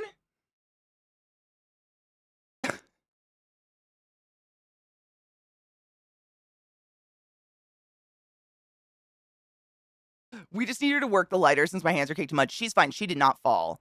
She actually saved. She was the one that was walking with you, and she like did the matrix and saved the bongs. It's just facts now. Mayo made it through the mud out of the woods on the edge and is just laughing hysterically at the chaos that is occurring behind. David is still trying. I've done that actually. Vissy, I have a body pillow.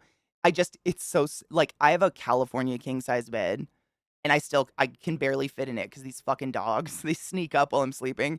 And I tried doing like the body pillow between my legs and there's just no fucking room. It sucks. But I do. I have like a down pillow that I put between my knees a lot. I know. I do that now. David's officially up and out of the mud.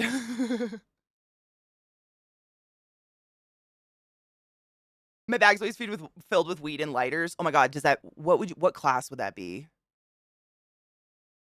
Ooh, you'd be like some sort of firemancer, I bet. You wouldn't need lighters. You'd be like incinerate. You know what I'm saying? No need for a lighter if you can snap light. That'd be cool. What would like a pyromancer? That'd be sick. Dude, if you think about weed classes, it could be like a pyromancer, someone that has something to do with like smoke and illusions. That'd be pretty sick. There could be like indica sativa powers, like calm people or creatively excite them. Oh my god. A weed druid? Shut up. I didn't even think druid. That would be pretty cool. I'm gonna make a note. You've jogged my brain. That'd be pretty sick. Oh shit. My browsers. I don't know what it is. Why? I'm gonna do a speed check actually. My internet's just being real fucking slow and bastardized. I'm doing a speed check. Fuck this shit. What's wrong with you? Look at this one gray hair. Traitor to the crown. Come here, you little bastard. Ow. I'm gonna get you. I'm gonna get death to Schmoopy. Speed test me.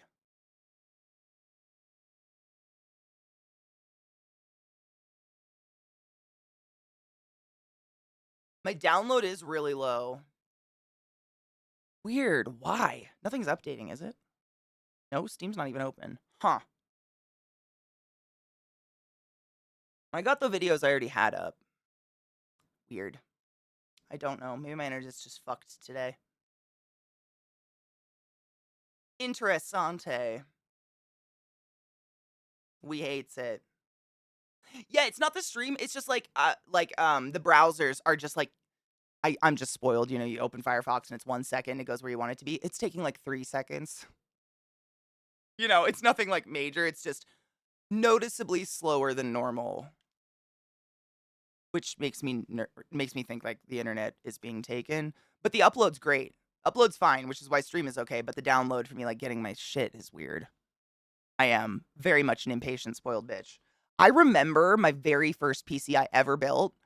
I was dating a like a fucking nerd, like always, because nerds are great. I was dating a guy who was majoring in engineering, and he had already built PCs before he knew all about them, so he helped me. And he like got me ready for like that moment that you turn your own PC on for the first time. And I was used to either my little ancient MacBook that I used in college, or I was used to like my parents', stock HP, the cheapest one you could possibly fucking buy. And I remember it took less than 10 seconds for my PC to completely turn on and just be good. Like it was done. And I came. Like I just immediately was like, oh my God. It was incredible. And now I'm like, that took 3 seconds longer than normal. What the fuck is going on? Spoiled rotten bitch.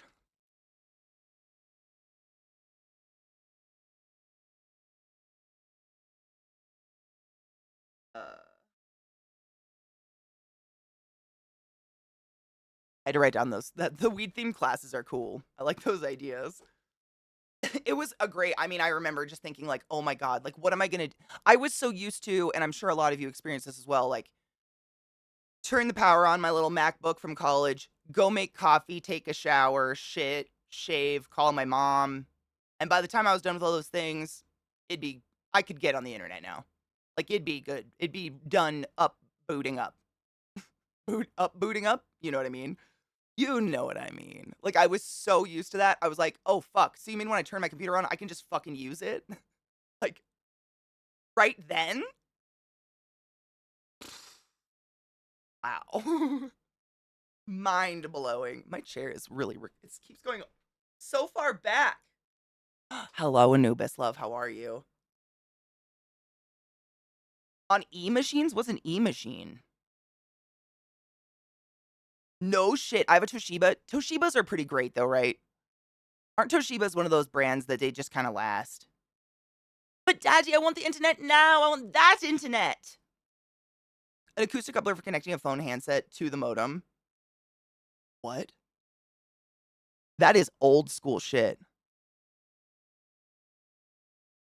Oh my god, Mogrins. I used to, like, back in the day when it was real bad, like, start downloading something before I went to school, and all day I would be thinking about it. I'm like, when I get home, I'm gonna have that Britney Spears music video.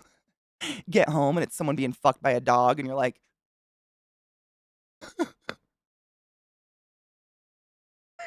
No.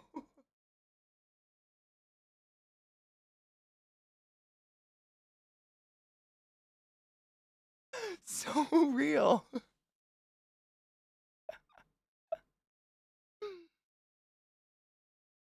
Dude, Vissy, I don't know if it'd be a weed-based campaign, but the class is being weed-based would be pretty cool. I don't know how I'd make a campaign, but the classes. I don't know. I'd start with classes. It'd probably turn into more. Who knows? I love to write campaigns. Never run one, but I like to write them. I used to watch my porn load line by line from the top down.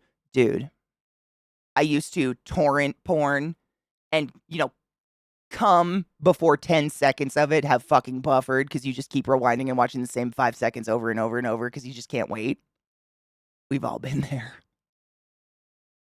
That motherfucking Spice Channel, man. Wow. That's an antique. That's an antique. That's kind of incredible.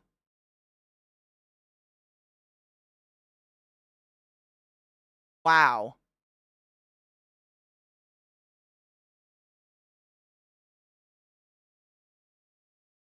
Big wow. All right. No, actually, Vyada, same brain though. I hope this doesn't make the Floridians of chat feel shitty, but I hope they really play up the crazy Florida thing. Like, if I don't get to use a gator skull as a gun, I'm out. You know what I'm saying?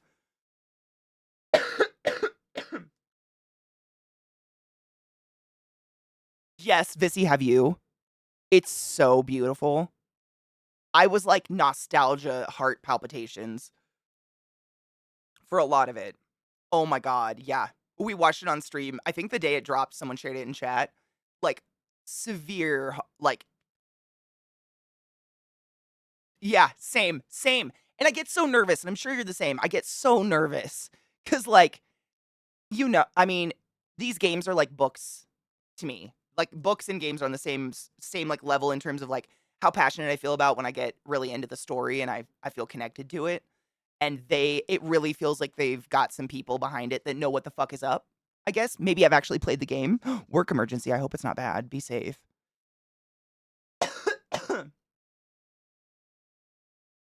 Bath salt zombies. I'd be into that. Florida's the perfect environment for American satire. It really is. I mean, it's like especially with the sheer amount of tourism they get. Like you really do get a big dose of America when you're there in a touristy place, of course. Watch this now. Wait. Watch this now. So you have the Hammer Lady in the trailer. She's based on this lady. What is it? Hold up. Wait, the late. Shut up. She's actually.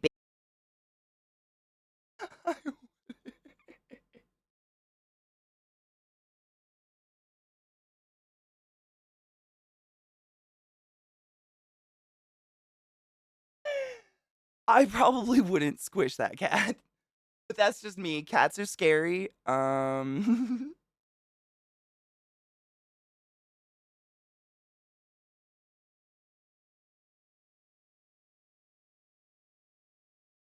Squish that cat. It's the accent I think really does it.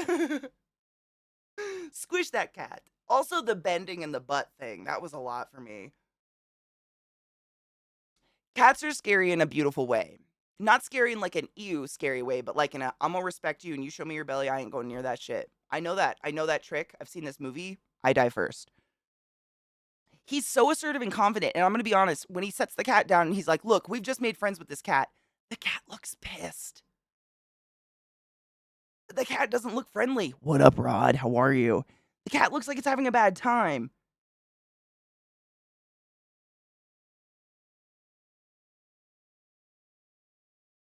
Wait, why do you have to go to the next TwitchCon? TwitchCon? TwitchCon. At least you'll go to a good one. Not that this one was bad. It was just hard to find people. You just squish that cat. Squish that cat. It's the answer to all your problems. Oh, Rod. I don't think Rod got to experience squish that cat. Did I just close it? I did. Damn it. Squish that cat. That's all you get. I'm sorry. Oh, yeah, well that's worth it. That's honestly, that is literally the only reason I go. The con is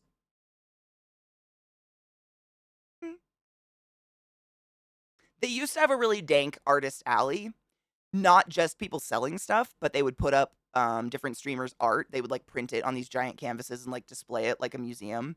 And that was my favorite part of TwitchCon back in the day, and they don't do that anymore. But yeah, it's literally like the place to just meet up. It's an excuse to go hang out. What's a lemon? Squish that cat. Me too. That wasn't a happy face, right? Yeah, okay, cool. I haven't owned a cat in a very, very long time, but those eyes said, I'm uncomfortable. Maybe stop. Squish that cat. You know what I'm saying? Squish that cat. I'm sorry. This room is now dumber for having listened to it. I award you no points, and may God have mercy on your soul.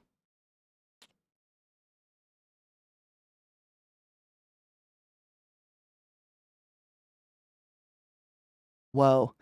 Blinking SOS. He was buffering. He really was. The little circle.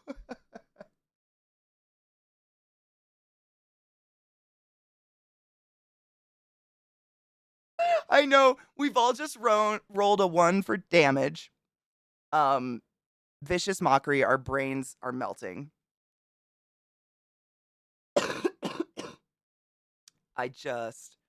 Damn it. Jesus Christ.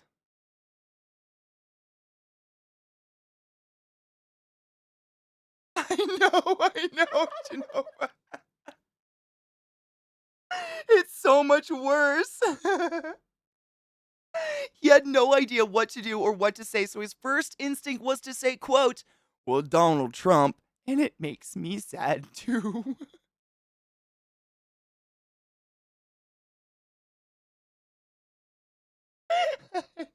Poor guy.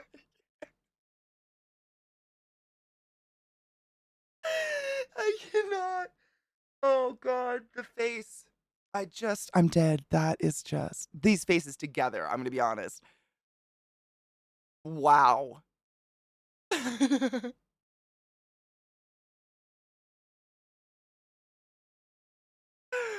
Rabster, thank you so much for summoning the class, keeping the class alive. I'm giving it for freaking 11 months. That's a really long time, and I appreciate you. Hi, this is me sarcastically announcing. I can read. What is wrong with me?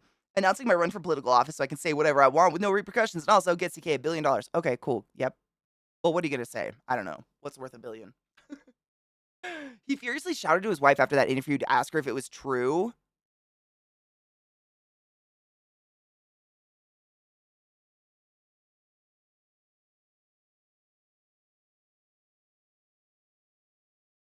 Oh my God.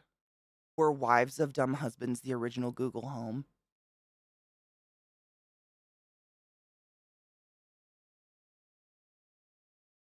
Wife, where's my phone? Hey Google, find my phone.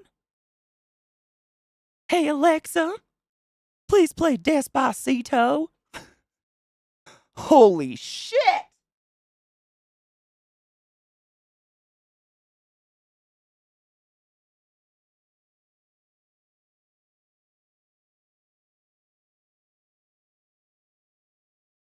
I'm sorry, my brain's attacking itself right now. That was a lot.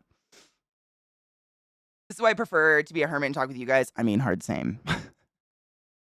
Absolutely. Man was trying to do an update, but the software he used was disconnected. Oh my God. He was trying to update to Windows 11 and it failed.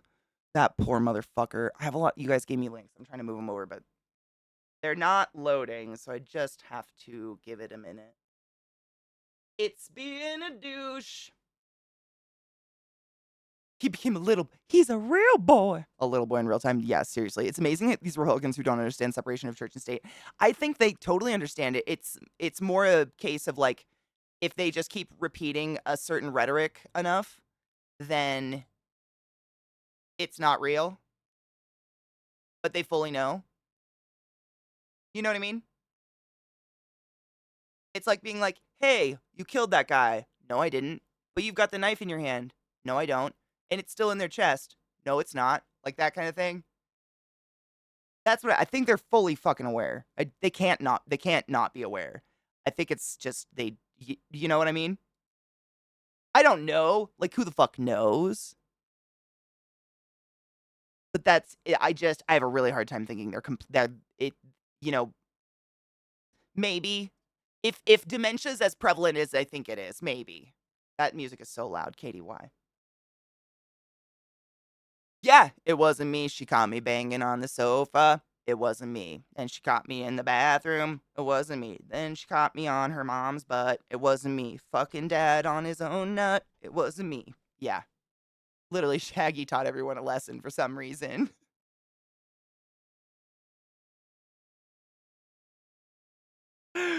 I just put on music because I'm waiting for these fucking links to load. We shall see. We could talk about charities. Let's talk about charities if you have one. So, just long story short, every Christmas I try to pick a different kind of unique, maybe smaller, less noticed charity. And for like the week before Christmas or the 5 days before Christmas, do like the 5 days of Christmas and just, stream a whole lot of nonsense and long fucking hours and do fun shit and make stuff and whatever and, stuff. I have to come up with that stuff, which is why we're doing it today. But if you have a charity that you have in mind, that's just like, we do St. Jude's, we do the big five or whatever you would call it. We've done a lot of them, but if you have one you want to suggest, I'm just writing them down and then not that I don't trust you. Again, I know I've already said this, but I feel like if I vet it and you vet it, then that's two sets of eyes who have vetted it and we know we're giving our money to an actual cause and not some skeezy motherfucker. You know what I'm saying? Did you? Mogrins. Thank you. I'm going to say check. I'm going to make a note. Check. Actually, I'll just open up Twitter. Fuck that. I want it all in the same spot. Will Twitter load? Twitter will load. Do it. It's like when a little kid draws on the wall and says the dog did it. Yep. Or like when you have an infant little sister and you blame everything on your infant little sister who literally can't walk yet. I think I have that link up, David. I think I do. One of them says, John, my download right now is absolute shit. I don't know why. My upload is fine. Download is shit. So they're just not buffering.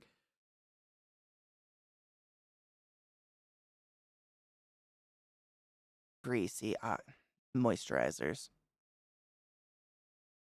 I know. I'm waiting for the bark alarm. It'll happen.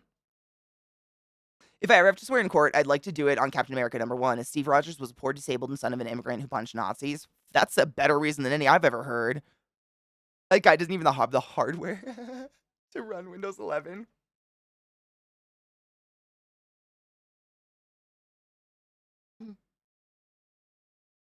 Not wrong. Really? Eric, and sometimes it gets weird because, like, there is another human being in my house streaming. So, two people running off the same internet is a little tough, but it was before he went live or anything. It was way early this morning. I just noticed all my browsers are taking maybe 5 more seconds to load, but a significantly longer time than normal, and it makes me kind of nervous. And I did a speed check, and my upload is great, my download is shit. Nothing's updating. Steam's not even open. I guess we just got some shits. We're in the shits. Squish that cat.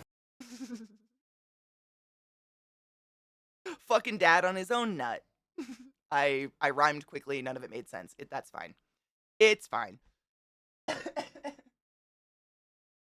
Ooh, chromosome 18. Got him. What is it for? Twitter, don't be a cock. I see the wind. 5, 6, 7, 8, 9, 10. Squish that cat. Did you take Yeah. Did you take your joy today? Never forget to take your joy, and I guarantee your day will go as smooth as velvet. Charities for kids are my favorite. I don't have kids, and I don't want to have kids. However, I find it truly unjust that kids have to suffer or be in pain or have any kind of diseases in any way, shape, or form. That's awesome.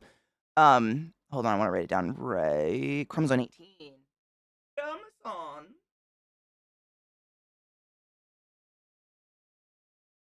One word, right? Yeah.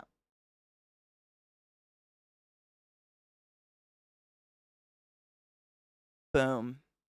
Gotta squish that cat. Oh, what's a lemon? I don't know. Squish that cat. Jesus Christ. Oh my god, it's gonna be in my head forever now.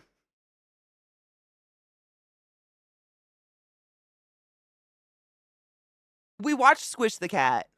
We watched it so many times that people were begging me to stop watching it. Wait, have you not seen it? Like when your big sister paints on the wall, then tries to blame you, who can't even say their name yet, and she even signed it with her name. Sarah, is that you? Drakus, it wasn't. I'm not the one who found it. We have to blame. I think Mogren's found Squish That Cat. If we need that.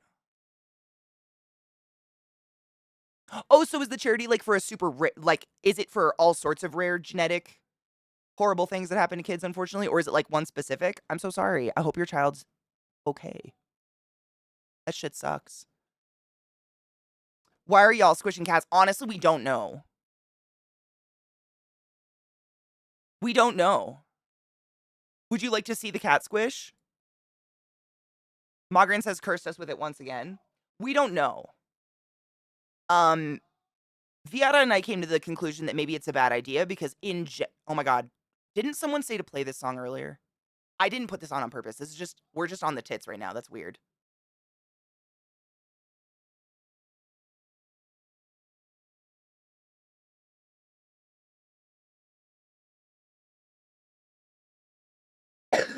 I'm pretty sure someone said put on This Is America to cleanse our brains.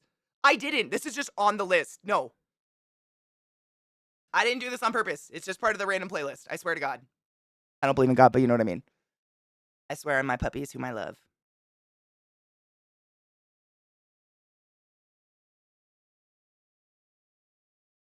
That's honestly, I wonder, because that literally, we were just talking about this yesterday. That happened to me with Everlong.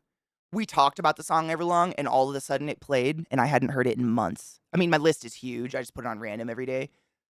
I think it's listening. Contraband, contraband, contraband, contra. Cheers. And then we should watch Squish the Cat. It's just buff. It's literally 30 seconds. That's how long. That's how my internet, my download speeds are right now. It's buffering. I don't know why. At least upload's good though. Good lord.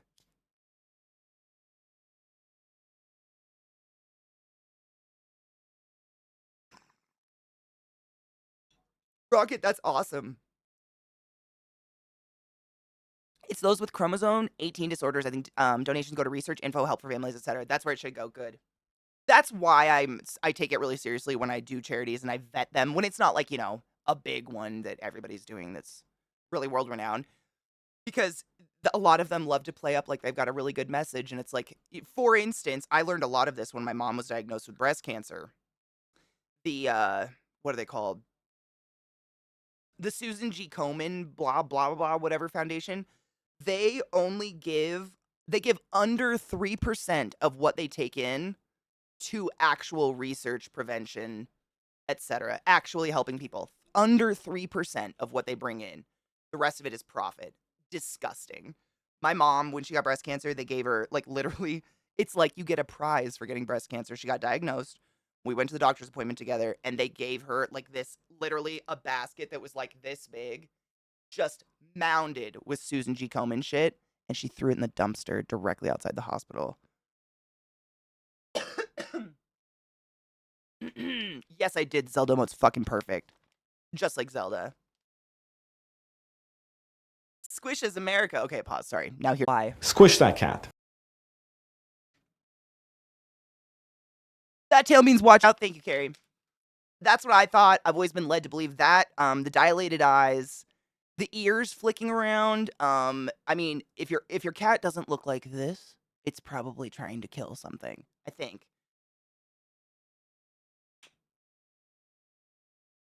Oh my god.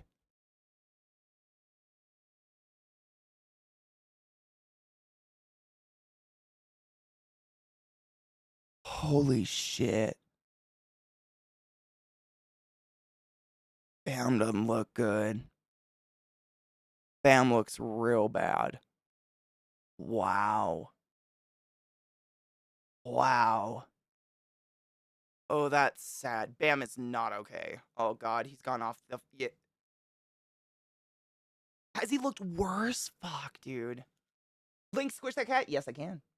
That's actually this video right here with that creepy ass sad photo of Bam. Squish that cat. Go forth and.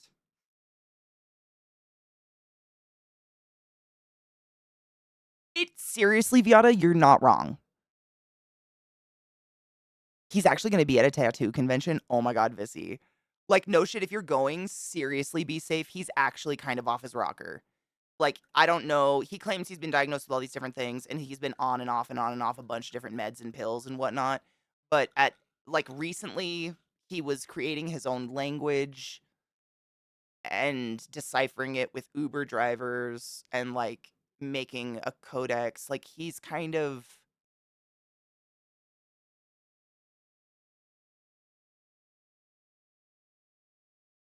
I don't know if it's from going on and off meds constantly. Like he's constantly in and out of treatment. I know he abuses substances once in a while. Like I don't know, but I used to be a huge fan back in the day. Like I had such a crush on Bam, and I've watched some breakdowns of his breakdown, and it's actually really fucking tragic and really sad. But I wouldn't feel safe around him right now. To be real, like he seems like he's very like kind of volatile today, like in this space. Yeah, it's Kanye, undiagnosed issues, unwilling to address issues, whatever. He's like a wild card. Yeah, that's how I would feel. Like, yep, he could do anything. He could be very pleasant. He could be fine, but he could also, like, maybe have a firearm or something. I don't know. He's off his shit. He needs to be in actual treatment. Like, he just keeps abandoning treatment. It's really sad. Bam's been through it and hasn't made it out of the woods yet, like Steve-O. Dude, Steve-O's done so well. I just watched, what was it? If you guys don't watch this channel, it's really good. It's Mythical Kitchen, it's by the same people as Good Mythical Morning. But he did the last meal where basically they invite celebrities on and you tell them everything, anything. I mean, literally anything you would want for your last meal, and they make it for you. And then they sit there and they get to interview you while you eat all the courses.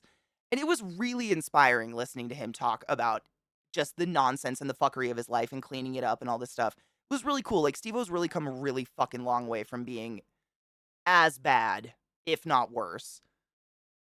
I also learned somewhat recently that purring doesn't always mean happy. Oh, really?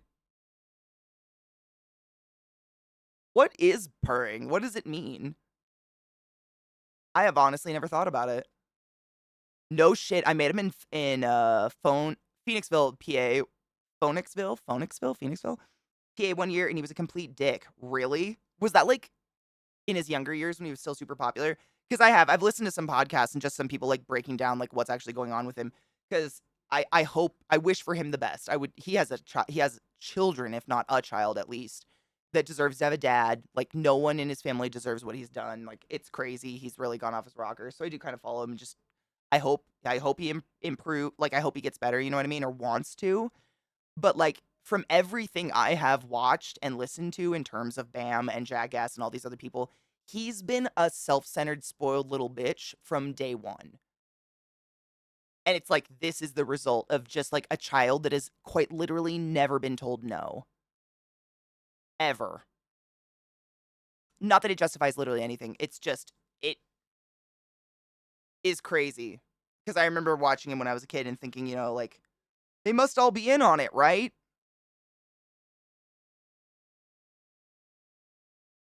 Oh, they purr to self-soothe. No shit.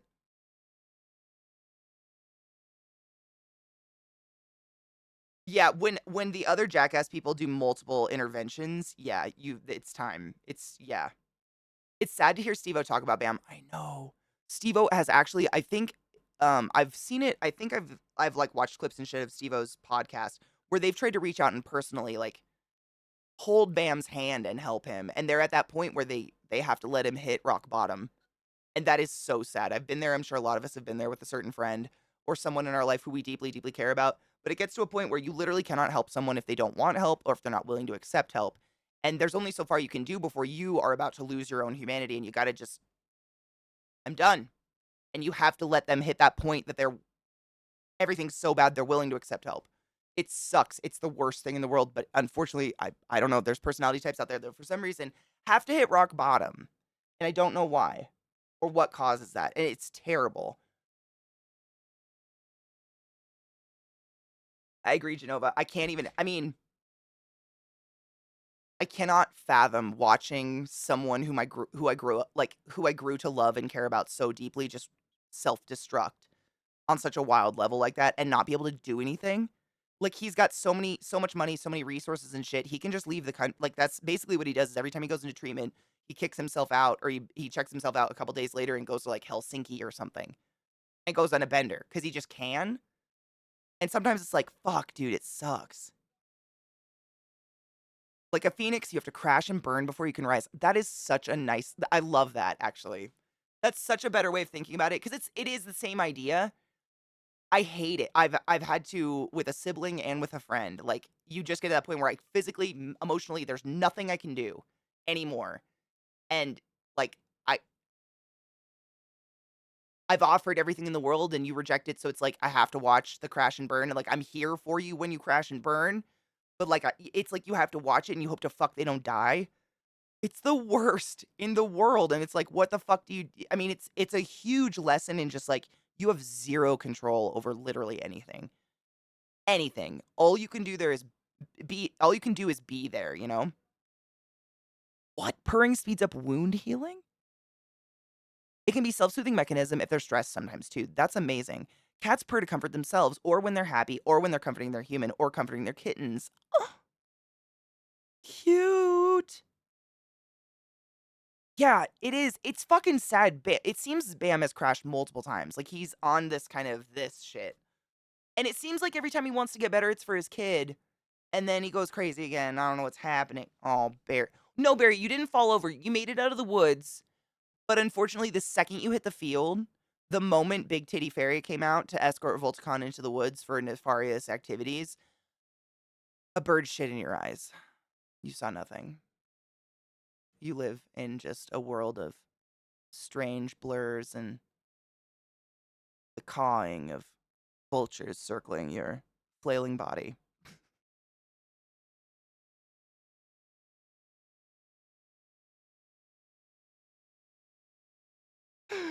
Oh, God.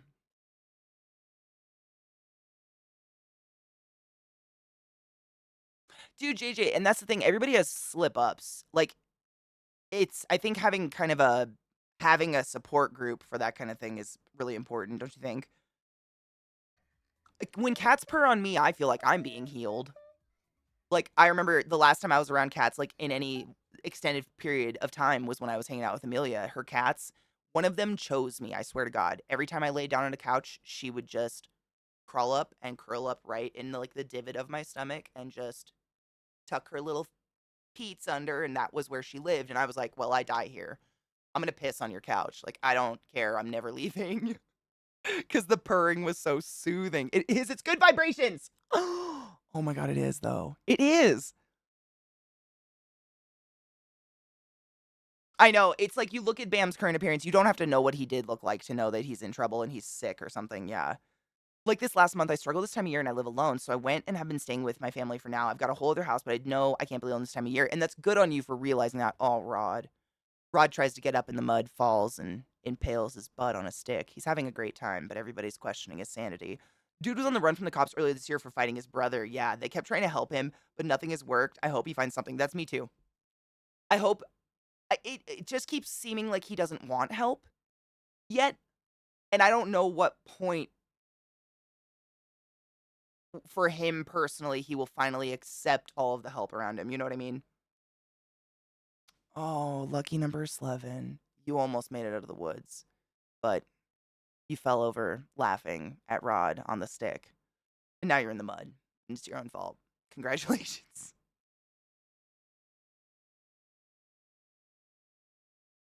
Cats love people who don't want to look at them. Was that it? Honestly, the first time this cat came and like nested on me was like the first night I was in her house. And I grew up with farm cats that you do not really touch, you know? Like if they lay down next to you, you do a little like this shit between the ears, but for the most part, they're gonna flip around, grab your arm, and kick with their back claws until your veins are exposed, and then they suck the life out of you or something. So when this cat like crawled up on me, I just stood literally like, oh no. What if it shows me its belly? And Amelia was like, my cats are nice, Katie. What the fuck is wrong with you? And I'm like, I haven't taken a breath in 5 minutes. I don't know. I was horrified. But maybe it's because of that. Like one of them would literally, one of her cats, she has a big fluffy black cat, would actually sneak outside and crawl in my bedroom window to like wrap itself like a halo around my head while I slept. And there were some mornings where I just laid in bed until I heard Millie moving because I was terrified the cat would try to claw my eyes out if I moved. The cat was so sweet, never did any of these things, but I had these, like, farm cat fears, you know what I'm saying? Cats eat things, including you. You don't touch them. Like, they're beautiful, you admire, but, like, they were the sweetest cats. Seriously. So sweet, so loving, just wanted to snuggle. Like, if anything, she would start doing this shit when I wanted to get up in the morning because she was like, "No." But no, not one moment did any of her cats ever even, never. They were so nice, but maybe it's because I just did not acknowledge them at first because I was scared.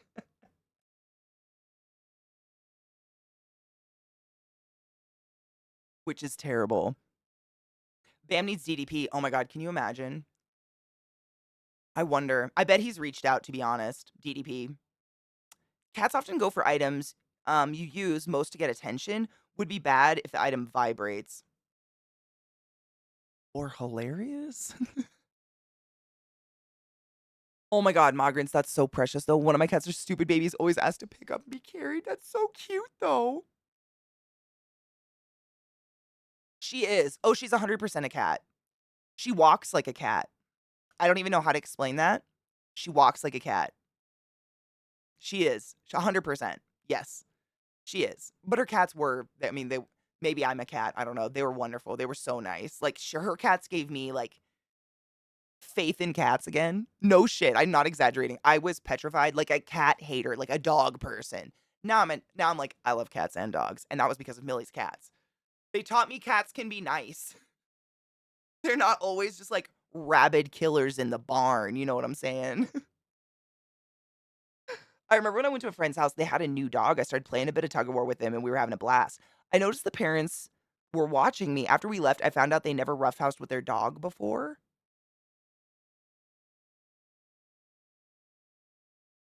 Wait, wait, they'd never played with their dog? Is it just me? Is that weird? Right?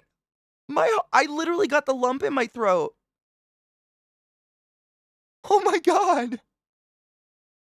Come. We must snuggle. That is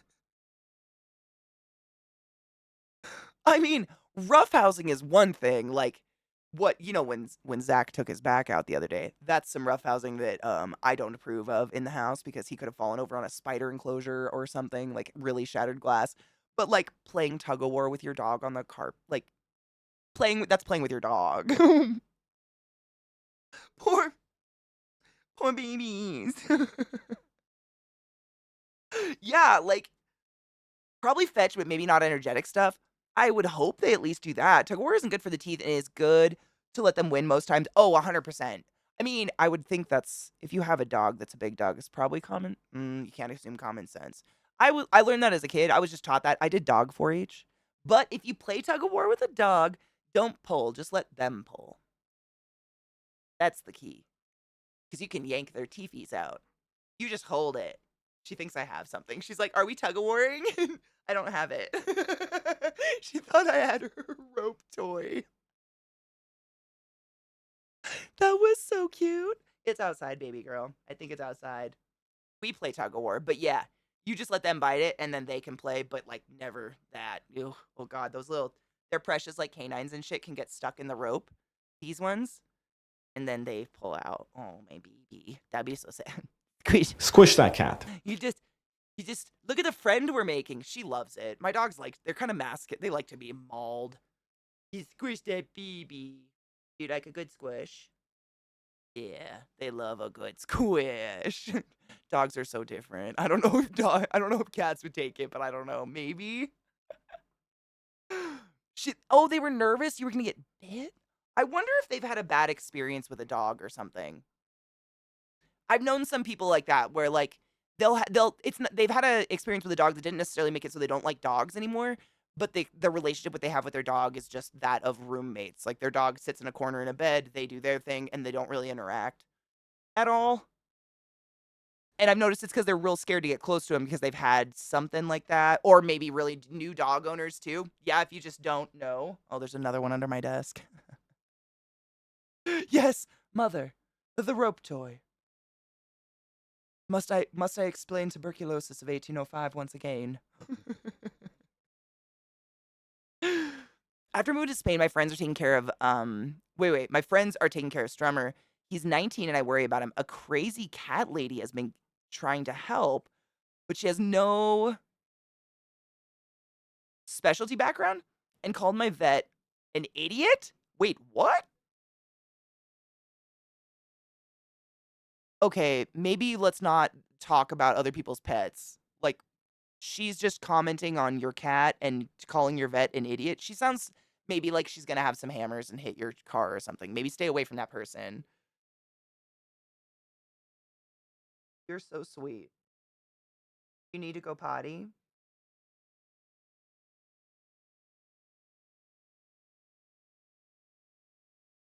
Oh, Billith. She just wilts. You just want to hang out. You just want to be part of the party. I get it. That's it. I get it. Your breath smells like puppy breath today. What's up? You been eating Fritos? You want to talk about it? If you want a dog that's mostly a roommate, adopt a beagle. Ours would just lay on the couch and watch TV upside down. Oh my god, cute. Would get offended and go outside if you changed the channel. Oh, that's fantastic. Dogs are the best. She's 70 and has a house full of cats. She relies on books instead of the vet. Strummer's gonna die around her. Oh god. Hmm. One of those I did my own research people. Did I tell you guys there were people in my neighborhood who are really into decorating for Halloween and it's really epic? And like multiple people had gravestones up in their yard like as a decoration, but all it said was I did my own research. In fucking credible. Do beagles run away? Are beagles a hound? I mean, they don't run away on purpose. It's like if they get a scent, they want to chase the scent, right? I think that's what hounds do. Yeah, they'll like a scent will just take over like all yeah, they're a hound, right? I don't know why I didn't think they were. I was thinking like red bone hounds and shit like that. But yeah, they get a scent and their instinct takes over and they just can't think beyond it, something like that. I love beagle bellows. I think they're fucking precious. I completely understand how owning a beagle that could maybe become an exceedingly annoying thing to listen to all the time. But as an outsider, it's real cute. It's like a bellow. I mean, I think a bellow fits the sound. Honestly, I don't know what it is, but the bellow is pretty fucking precious.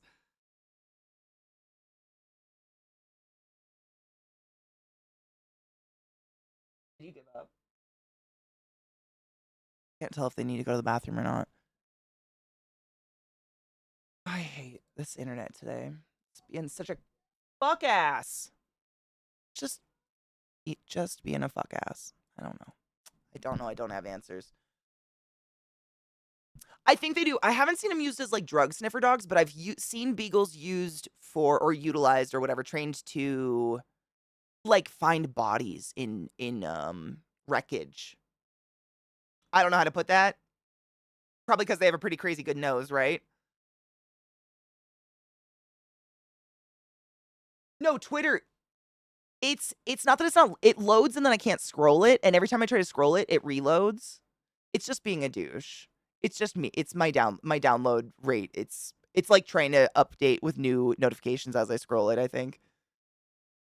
But it's also I had a couple links up from you guys that I wanted to listen to, and they're just sitting there. Unfortunately, I would like go restart shit, like go fuck with the stuff, but it's hardwired in Zach's office, which means it would turn his internet off, which sucks. It just did it again. Are you fucking with me? If you wouldn't mind typing them in the chat, just the titles. You don't have to give me any other information other than the charity titles. That'd be great. I think it's broken. Now what's happening? When I scroll, every time I use the scroll wheel, half the screen just becomes a black bar.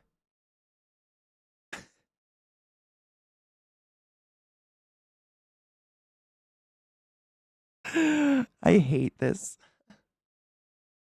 Maybe it's just Twitter.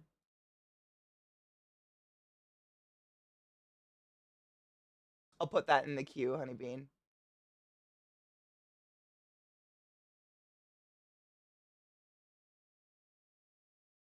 Nightmares. I know, and Twitter, honestly, ever since I mean, I know I'm not just like hoping to see this. Twitter has been fucked. Like it really hasn't worked very well ever since he fired literally over half the staff. It's all over the place. I don't know if you guys get that shit too, but like, I'll check my phone in the morning, have no notifications, take a shower, recheck my phone. Oh no, no. I've got over 50 notifications from overnight that just didn't show. I have to like reopen the app or something. I don't know. It's gotten very fuckery. And like, I can't get it to stop showing me accounts that I don't care about. No matter what I say, if it's for you or accounts you follow, it's the exact same feed on both, which is awesome. We hate it.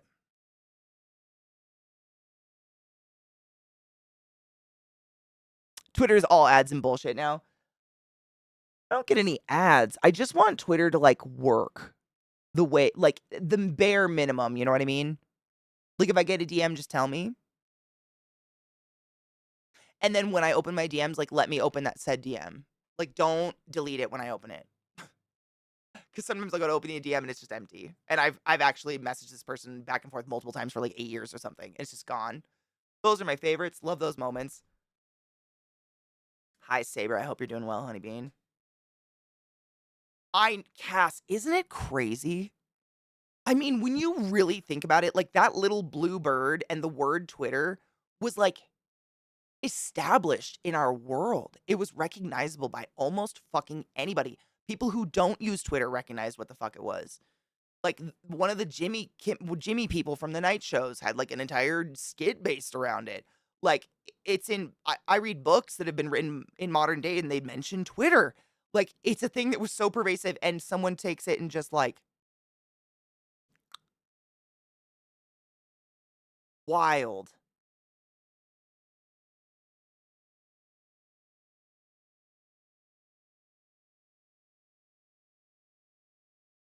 Dude, fuck yeah. Egg salad's underrated. I'm a fan. I think it's tasty. I spent the first few months of Melonheads take over blocking all the paid for blue checks and all the ads that showed up. My feed is lovely still. My feed is fine when it works. When it works. Adriana's literally in the kitchen making egg salad. That is creepy. I had a creepy moment like that yesterday. Like before stream yesterday morning, like before I did therapy, I was thinking like I want to make chocolate chip cookies tonight. And then someone I follow on YouTube who's actually really famous on YouTube, Max Miller, like cooking history with Max Miller, whatever. Max Miller, he's precious. He does all these history cooking shows. Literally posts the history of chocolate chip cookies. I was like, the universe is listening. We're all tapped. It's happening. Let me see if this oh, it's a short. This might actually play. I've got the Veruca Salt one up too. That one might. I try. Tasting history with Max Miller. Yes. He is great. I really enjoy him. He's so cute. And he's really knowledgeable. Like, I actually really enjoy learning the history on all these foods that I literally will never cook, have anything to do with, but they're interesting. I was trying to find an abortion help charity, but I can only find ones that are state specific, not one central one. Boo. If anybody has any info on a charity that is all encompassing on like assisting people in getting abortions where they can't get them, and I would say just women's health in general, and or supplying trans healthcare. An all-encompassing one that's not super specific. If anybody knows of one, throw that at me. I'm going to do some research on ones tonight too as well. Because I know there are charities that help people get to like trans healthcare specialists and stuff like that across state borders, or that help them find one where you can do like telehealth stuff. Oh, migrants, yes. Okay, let me write these down. EDS research for them stretches.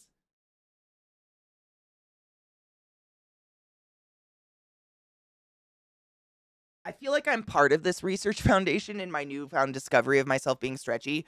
Because again, because we're all wiretapped. Now that we've talked about this so much on stream, I get all this shit on my phone, like all the videos of people like pulling their arm skin really far away or their neck skin really far away and all this shit. And I'm like, oh shit, me too. I just look in a mirror and I feel like we're all part of this stretchy life. Let me see. Don't scroll. Planned Parenthood, Chad, Asa, and Pause with the Cause. Cool. Let's cheers.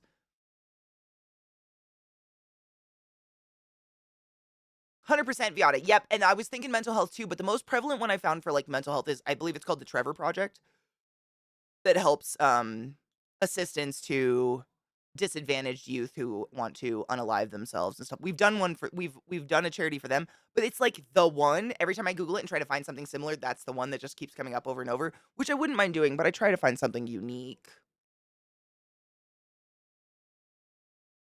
Oh, I popped. That was great. The Trevor Project's great. Yep, I've done a couple times, like group charities back in the ESO days for them. And I know they're a really good one. So if we can't find another one that's like similar or does, aims to help people in similar ways, I have no problem doing that one again either.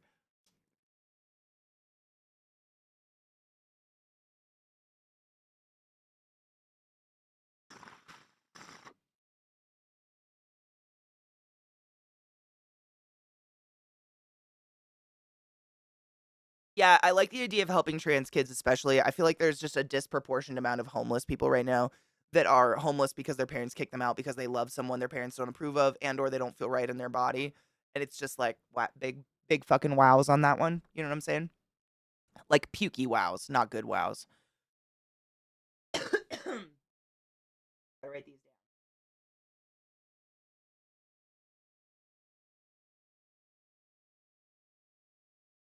down. Thank you for your suggestions, by the way. I feel like I could do this all on my own. Like it would be really fucking easy for me to just go on some website that has approved charities and just pick one. But I feel like it makes it more personal when we all kind of get some input. You know what I'm saying? Pause. I want to watch this short. Azalea, I love you so much. No. And pause. Pause with a cause.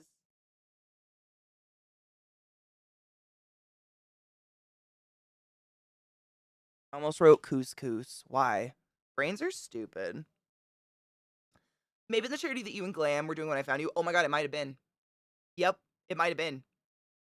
We did one like for 420, I think, one year, right? We did one for 420, and then I also did one with another group of ESO players. I think it was a similar charity, but I can't remember. Man, it's been too many years. I don't want to think about it. I feel old. Okay, so what I've got so far is excluding some from other days, which are written elsewhere. Different. Nope, I have those down in Excel. So from today, I have Things of My Very Own, which is a Chromosome 18. Well, no, Things of My Very Own, Chromosome 18 Foundation, EDS Research Foundation, Planned Parenthood, Chad, Asan, Pause with the Cause, and I'm going to put down Trevor Project just in case. Because, like, if that's the best and they truly do the, if they if they do the best in terms of distributing money where it needs to go and helping people, the best is the best, right? Like, I'm not going to try to find something obscure that does a worse job of helping people just because it's obscure. I ain't about that.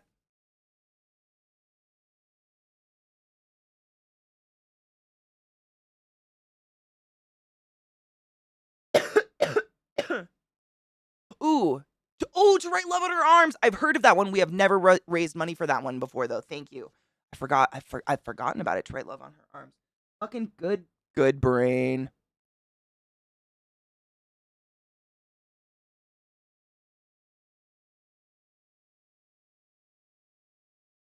I'm gonna put these all in like a Google spreadsheet thing, and then we'll do like a voting on it. Probably on what's today? Wednesday. Probably on Saturday. I'll run it for multiple days, but then everybody can have their input or whatever after I buffer them, after I go vet them. You know what I mean?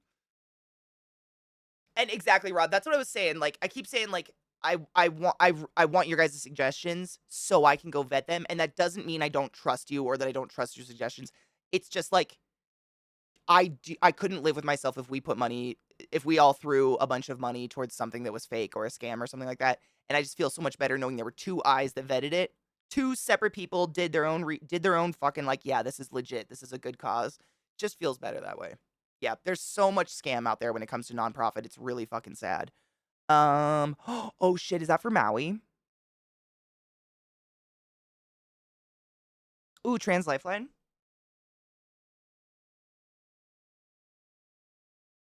Um, um,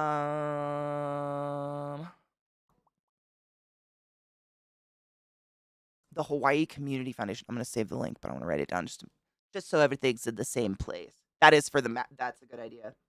That's a really good idea. Hawaii Community. Hawaii. Hawaii is a beautiful place. It's really, really tragic that the one time I went there has all been burned down to the ground. Fucking sad.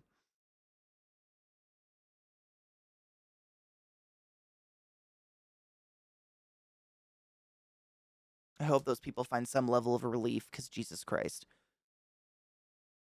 My original sub date started April, so maybe, oh my god, that would be incredible. I mean, Glam and I used to do the 420 charities. That's what we did when we played ESO together. Critical Role, does Critical Role literally have a foundation page? And they feel the same way? Fuck yeah, I'm gonna make a note of that. Critical Role has, I'm just gonna put down Critical Role foundation page. Hell yeah.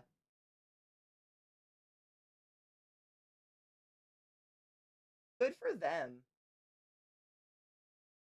It's such a good thing to thank you, to have, like, you know,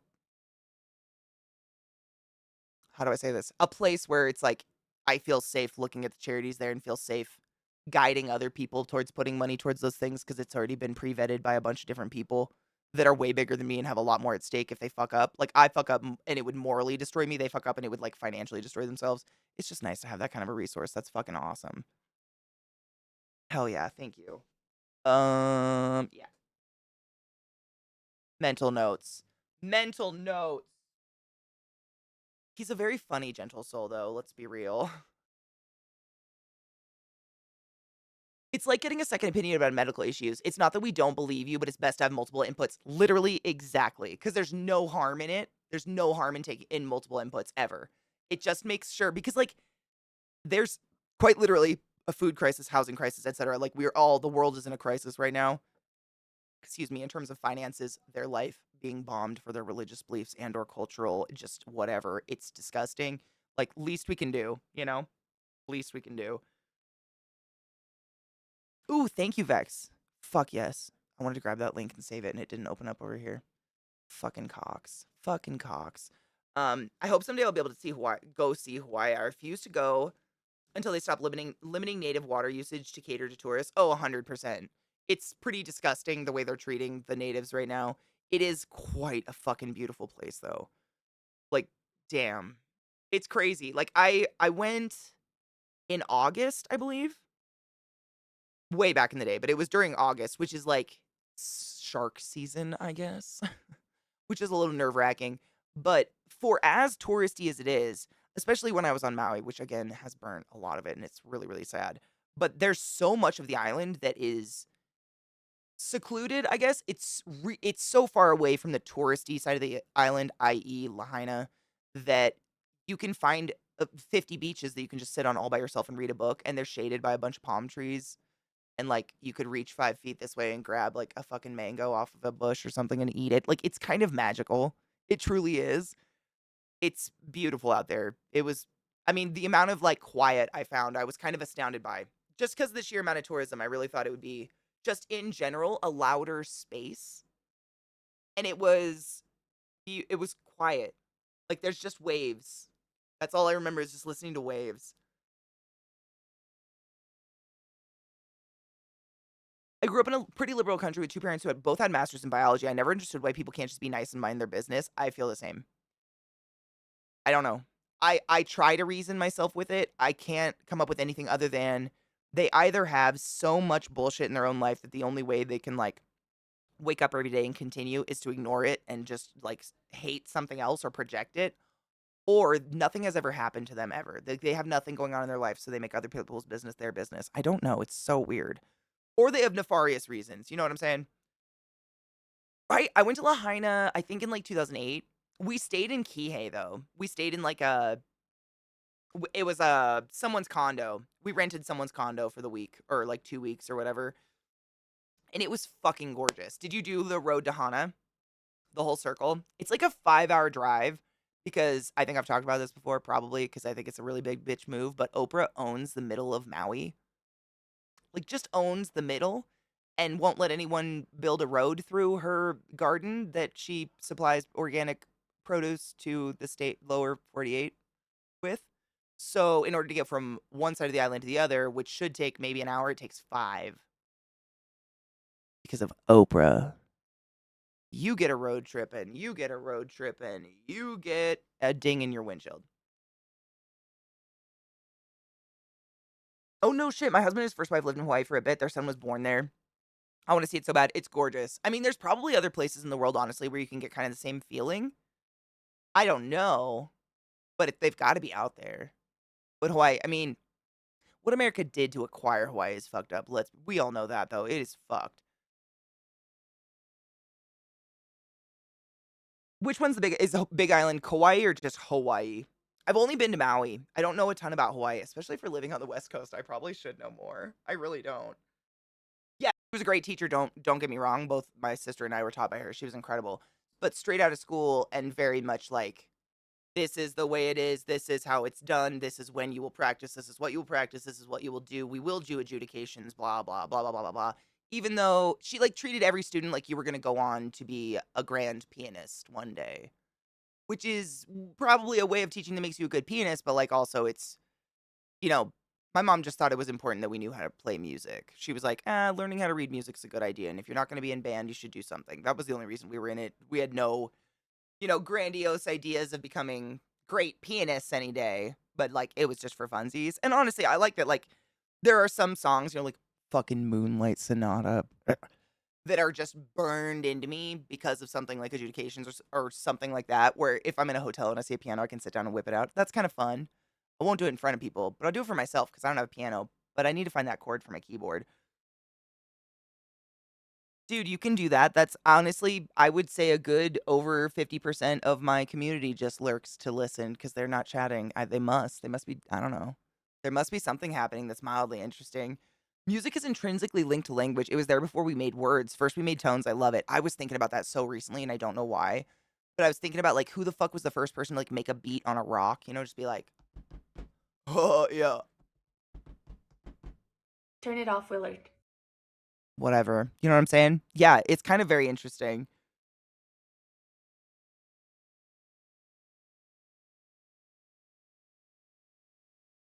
Dude, this channel is incredible. I was just gonna say we have to take a break because I have to pee so fucking bad. I just the next video is like 16 minutes and I will explode. I will explode. It'll just happen. I hated music theory when I was so it was just it's not the fun part. Like I was given like workbooks from my piano teacher and I would have to go home and do piano fucking homework in a workbook for piano theory and shit like that, which is probably good, but fuck, it's not the fun shit. It like was not how to bait, a young person into wanting to play piano, which was lame. But I don't like she was a really good teacher. I'm not hating. I know I became her. We all become that person who graduates college and knows every owie thing.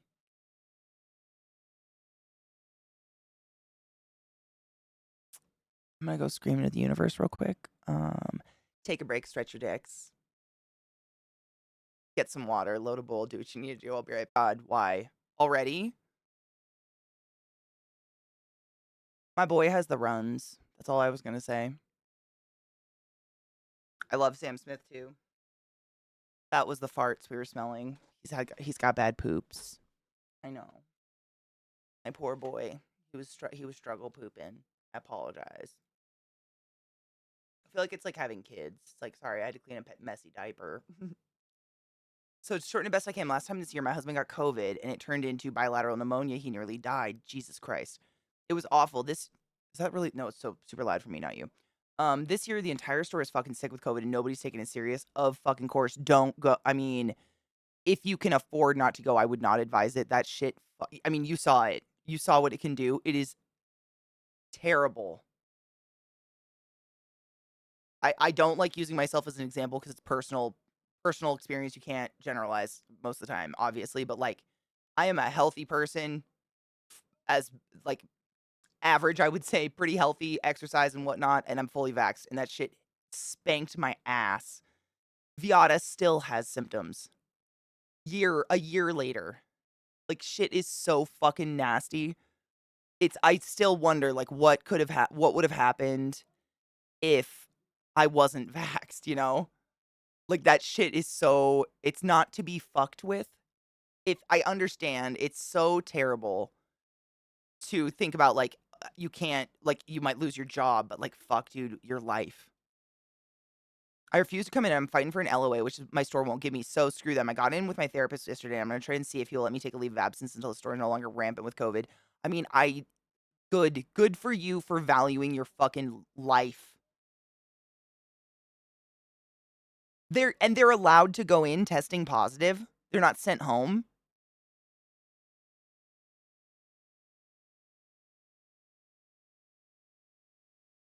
It's like the majority of us are safe if we mask, obviously wash our hands and stuff like that. But if you're literally inundated in close corners with people that have actually tested positive,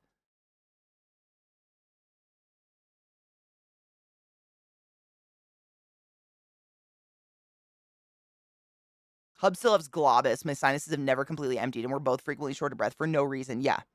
Like, just walking fast and jogging makes my lungs fucking burn. Dude, BDO, just don't touch anything.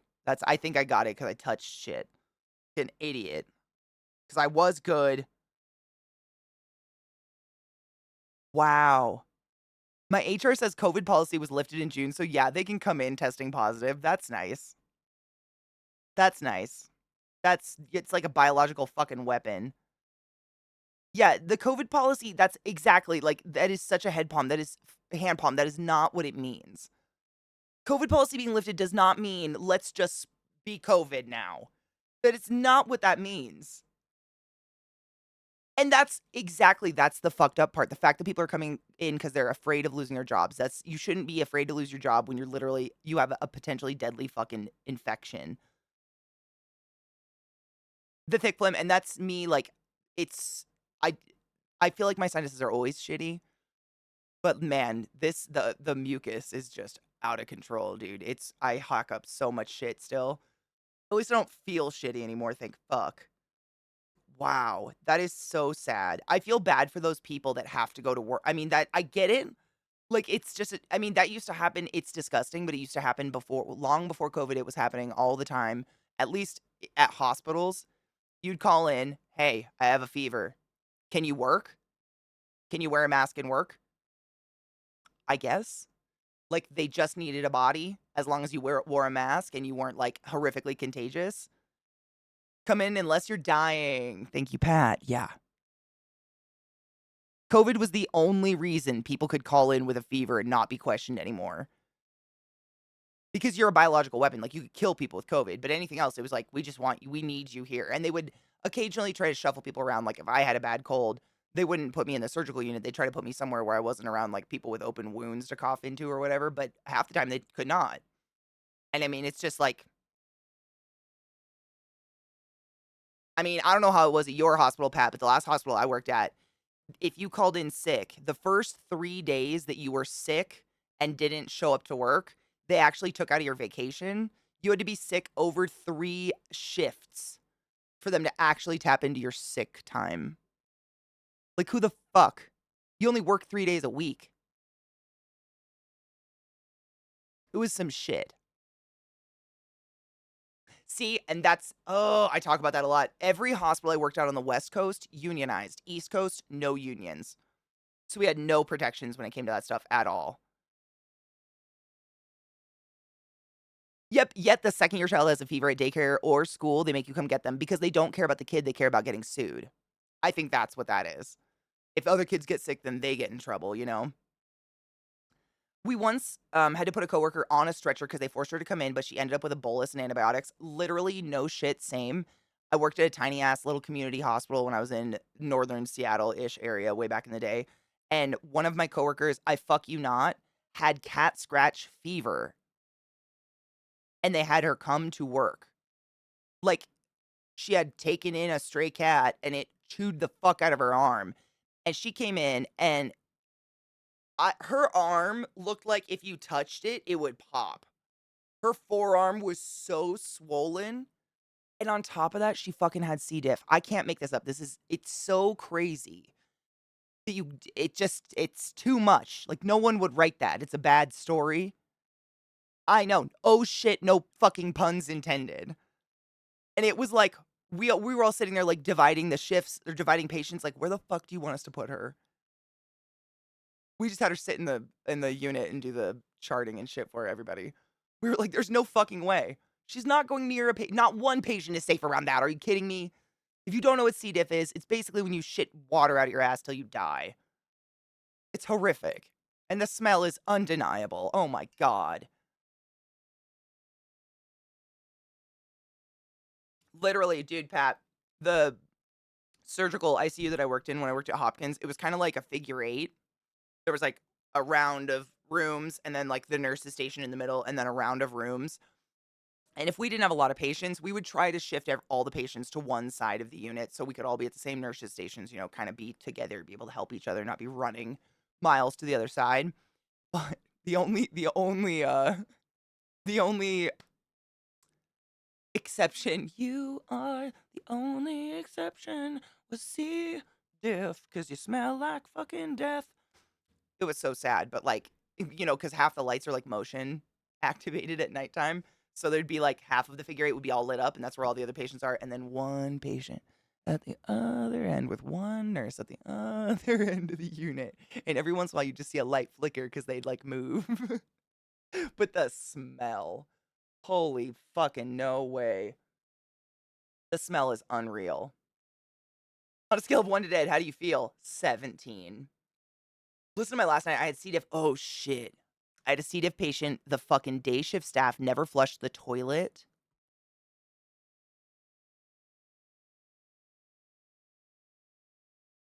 Oh my God, what?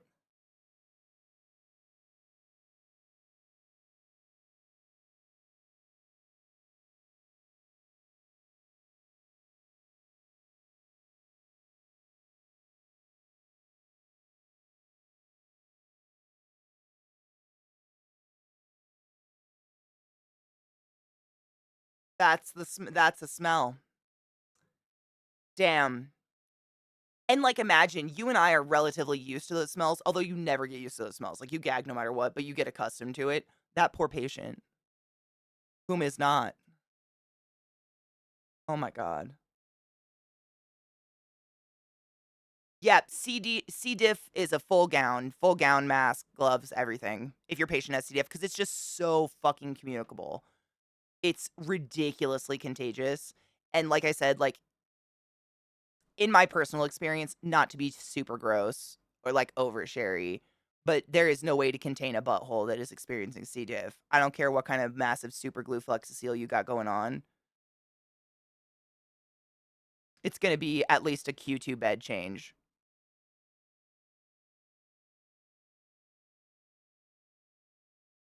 Flexicil is a little hose that suction cups to your butt, by the way, and captures your poopies. But like, it's just nonstop hot water. Like, it just never stops. There's nothing that holds it. It's wild. My HR told my coworker, who I know is positive, to double mask and come in because she's on a final run up and could get fired. See, that's insane. That's crazy to me. I'm sorry for your coworkers. That's crazy. Right? It takes a lot to make you gag. I mean, it still happens once in a while. I can't help it. I would still gag once in a while. Like, I definitely kept peppermint drops for my mask on occasional patients who just were like rotting, for lack of a better word. I called HR out and she goes, I can't make people come to work sick. I said, you can try to spin it all you want, but letting them know if they can call out could lead to termination is the same fucking thing. It is. She said, I can't talk to you about other teammates' disciplinary statuses. And I said, you don't have to. It isn't a goddamn secret. I mean, isn't that the shit that HR is there to protect the company and in no way, shape, or form there to protect people?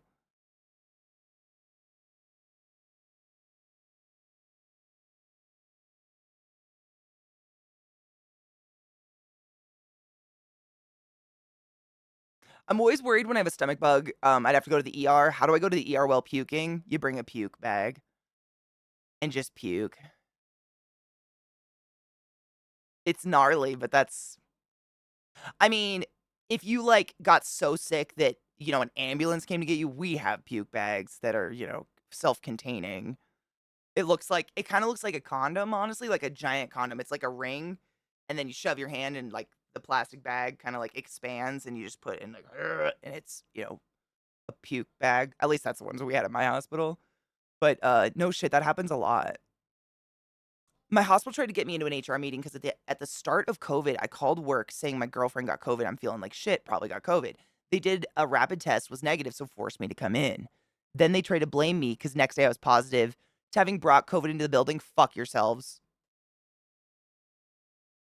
They are smarter than that. Yeah, HR's never been there to protect the employees. I don't know why I was led to believe that though. I really did think that for a small portion of my life until I met HR. I told them, well, it doesn't matter to me. I told you guys I can find work anywhere. Finally ended up I didn't infect anyone because I went twice into a room with full dress up N95 because prevention. So they're just assholes. They sound like general nurse management. I've done that. Kidney stones. Yep, kidney stones. Some people get a cough so hard that they bust a vessel in their throat and they come in like coughing blood up in just a trash bag. Yeah, it happens all the time. I mean, and I say this with full confidence, no matter what you're experiencing, we have seen worse. Probably exponentially. Not to get too graphic, but like, don't ever, it's just happening. We've seen it all. Like, just come in. We're here to help you. We want to make you stop puking. I was waiting. Vex, I didn't see you in chat. Music video, got a minute. Hello, Erican. How are you, love? Then I got my doctor to put me off work for 6 months, tell him to fuck off, so I want a free summer off. Fuck yes. That's what I thought. It still just makes my anxiety go high. I'm sorry, I'm gross. Nah, dude, honestly, if you're actively puking, you're more likely to get a room to yourself faster as opposed to just like waiting. Because you're a hazard. You're gonna make people sick in the room. So coming in like actively bleeding, puking, pissing, shitting, whatever, is gonna get you your own private room a lot faster than anybody else. So like silver linings.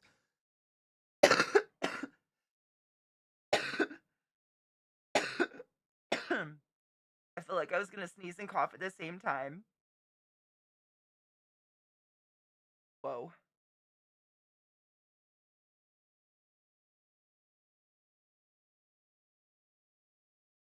I feel like I still have to sneeze. That was weird. Sorry. Just snot right at you. Got spider web.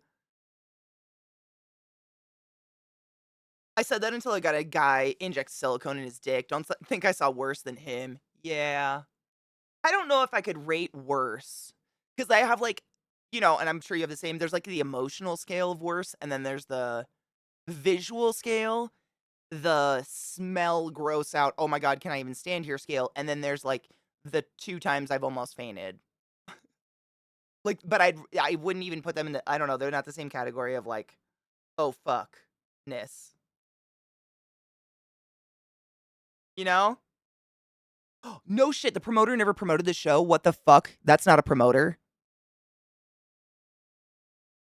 I'm trying to think. I don't think I've ever had a patient that injected. I mean, well, okay. Oh my God, Pat. I don't think I've got to tell you this one. I love trading sick stories. This is one of the craziest. And I don't say crazy in mental illness. I mean crazy like holy crap. Like my mind was blown by this. I had a patient who came in and presented with numb fingers. And if you just saw her like sitting like this on the edge of the bed in the ER, she looked like a Stepford wife. Like she was gorgeous, like perfect blonde, coiffed hair, and like the little tiny sweater with the pearl buttons. And she was just like upright, like this, like very calm, very put together. It was very weird because I didn't see anything wrong. Long story short, turns out this patient was suffering an extreme form of like attention, like a depression that drove her to try to get attention because her husband like treated her like a trophy wife. She got no attention, blah blah blah. What she would do was, this is what her depression led her to do. She would self harm on her arms, and then she would gather fresh cat feces from their litter box and smear it into the wounds until they were so infected that she couldn't do it anymore. And then she would, you know, when you buy like chicken breasts or like chicken from a grocery store and it comes in like that little foam boat with the plastic, she would inject the weird pink, like protein liquid that gathers around that chicken into her hairline.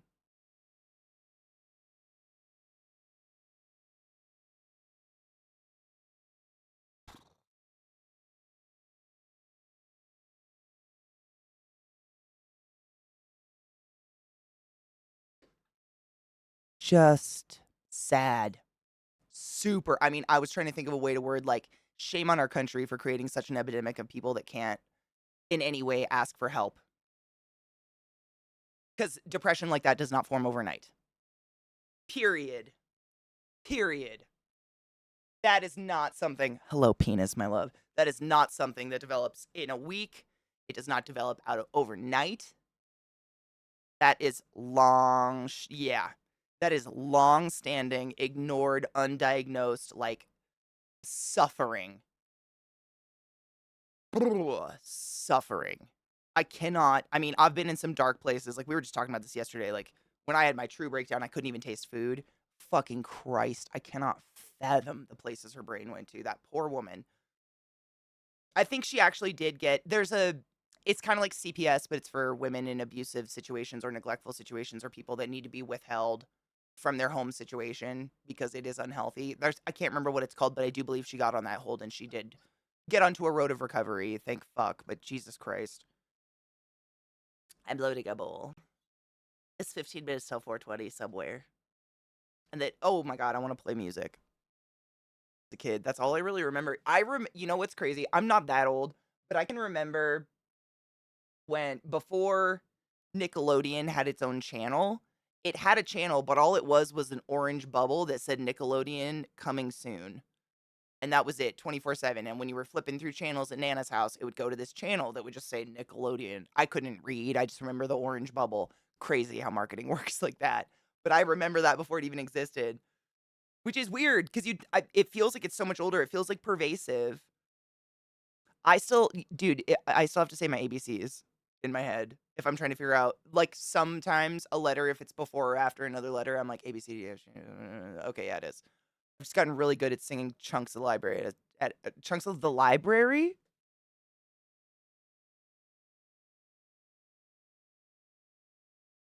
I give up. My brain has obviously decided to give up. Chunks of library.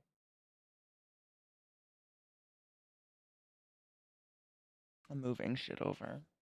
Sorry about it.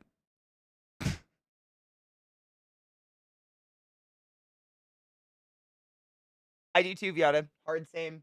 I know Z comes after A, like the letters that are really far apart, but when they're close together for some reason I can't remember.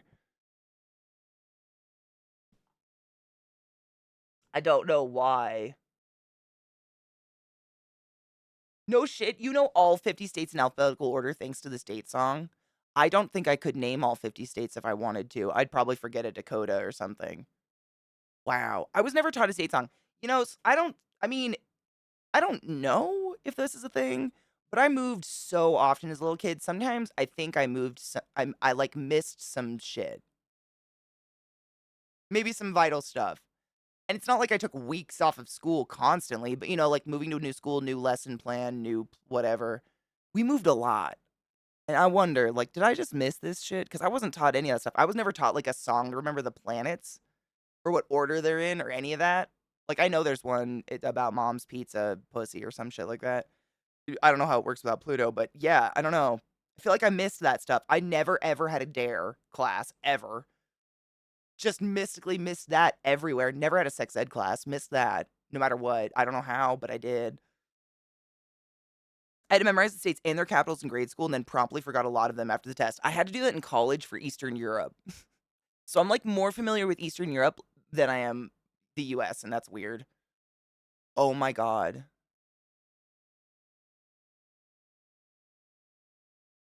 Erican, what's that?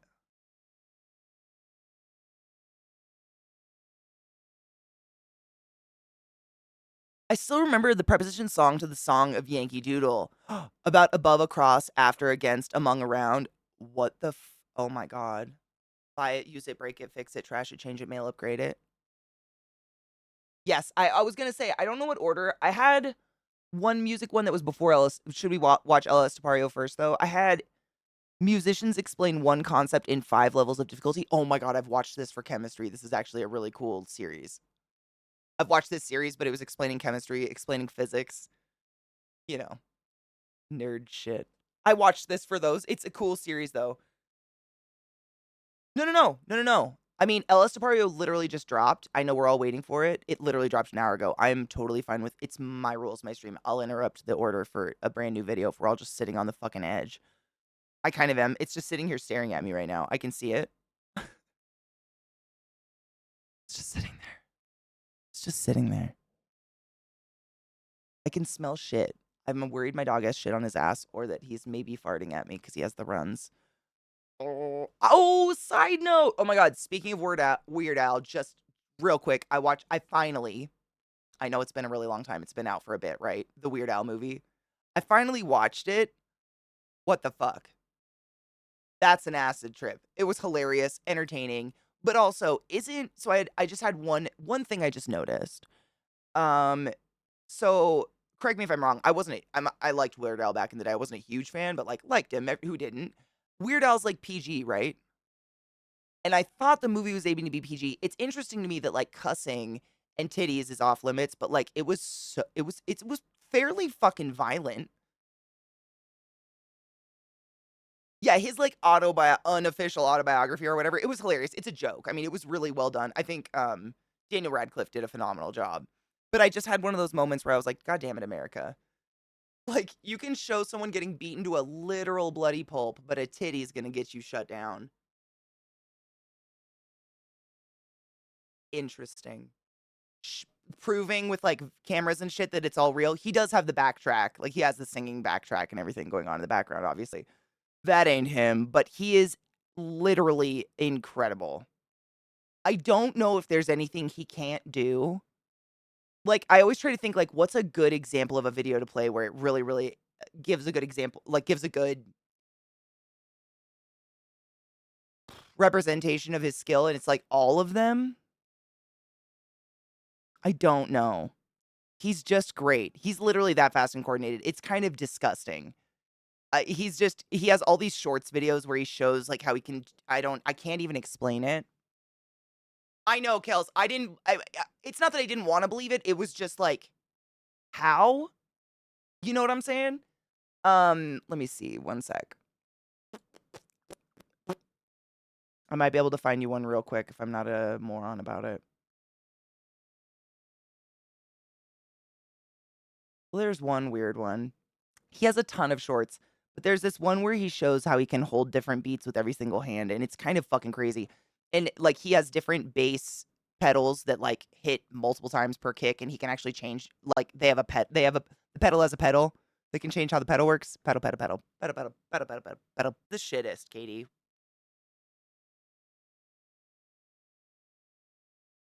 I'm not gonna talk about it.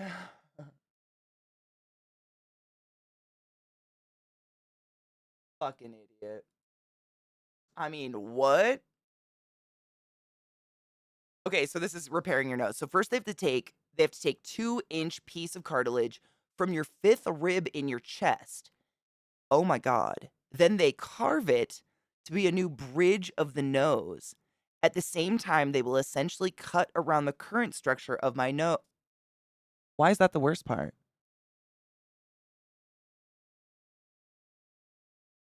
Cut around the structure of your. Wait, are you talking like how they cut this and then fold the soft parts back to do all this? Or are you saying they're folding the bone in?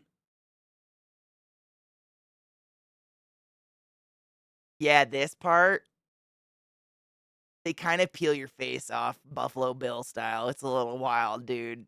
Yeah. At least your nose will be better though. Fuck, dude, you'll have a nose. But it's wild they take it part of a rib.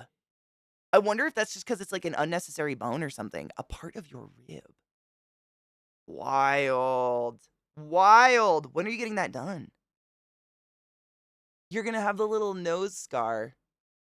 I've tell people you've had a nose job scar. I agree. Yeah, body parts folding is just normally not okay. Normally. And then they put new cartilage in and put it all back. Where do they get the cartilage? From your rib as well? Dude, right? Like you're gonna have the splints and stuff, right? Like the big all splint boogies.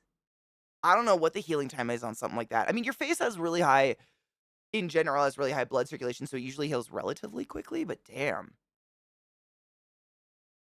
All that shit. Is it gonna be, it's gonna be pretty long then?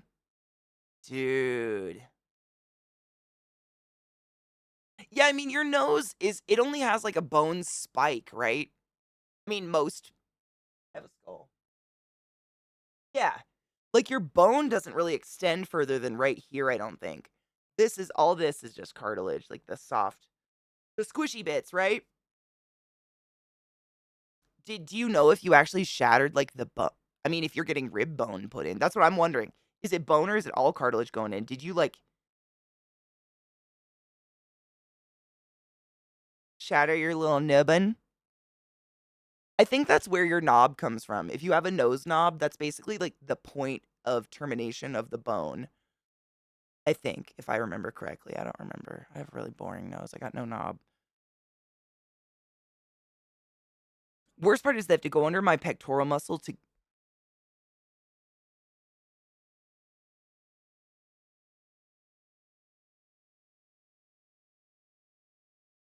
I guess, yeah.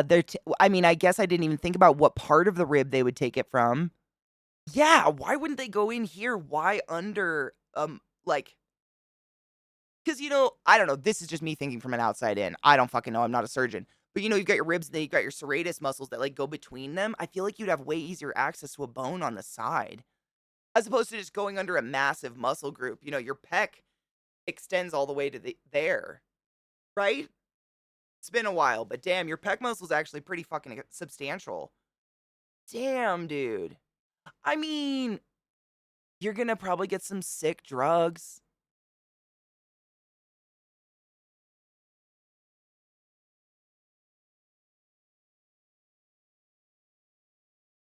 Oh, it's not the bone. They just need the cartilage. Damn. Probably making the incisions as close to actual extraction site to minimize healing. I believe you're probably correct. And I do believe, I mean, up here, I think there's a lot more cartilage. As your ribs get thinner, there's like that cartilaginous. It's been a while since I've been in anatomy, not my area, but you do have a lot of cartilage. I think there is more like up front. I wonder, man, it's been a while. That's going to be, I mean, you'll get some good drugs, what I'm saying. There's some silver linings here.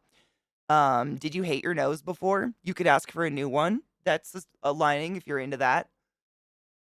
It comes from the connections on the sternum. Yep, that's what I was thinking too. You don't have like your apex. I was trying to feel it. Like the apex, is it exhale? No, inhale.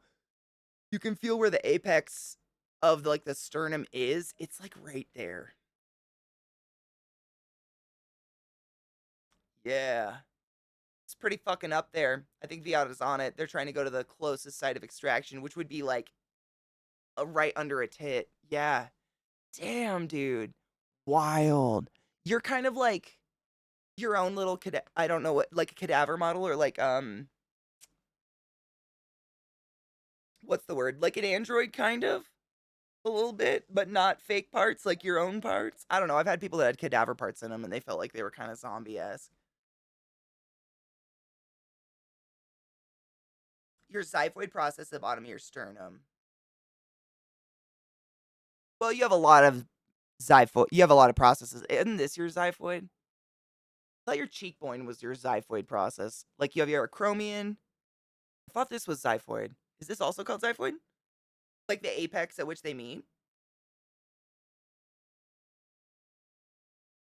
It's been so long since I've been in anatomy in class. I mean, I could be totally off. Oh, xiphoid. I'm thinking, is it xy? I'm thinking with a ZY, I think. Hold on.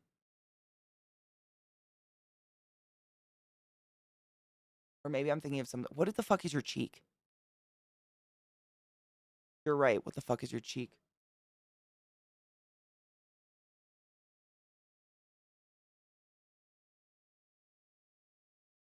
All I got was buccal fat removal. Why did Google do that to me? Zygomatic process. Zygomatic. Thank you, Donna. Zygomatic process. Yeah. Zygomatic. Brains. They're the best. Zygomatic.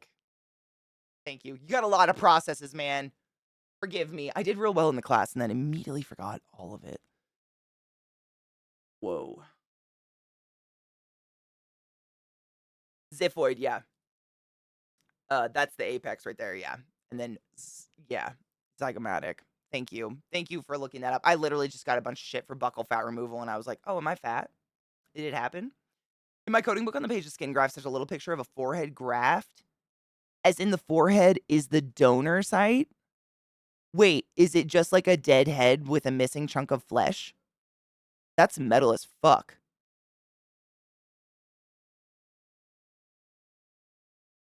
She said zygomatic a lot. Why?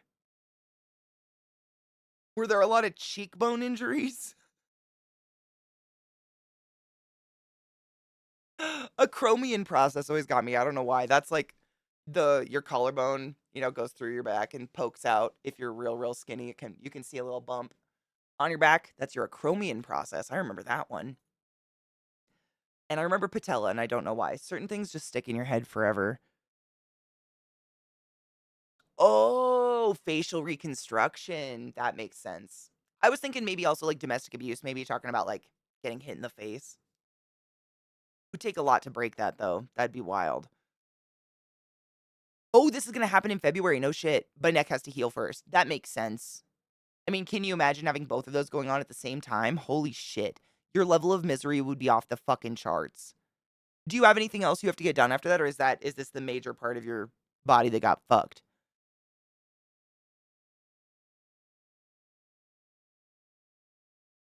About zygoids, aliens from dark. Wait, what were the zygoids? What was a zygoid? A zygoid?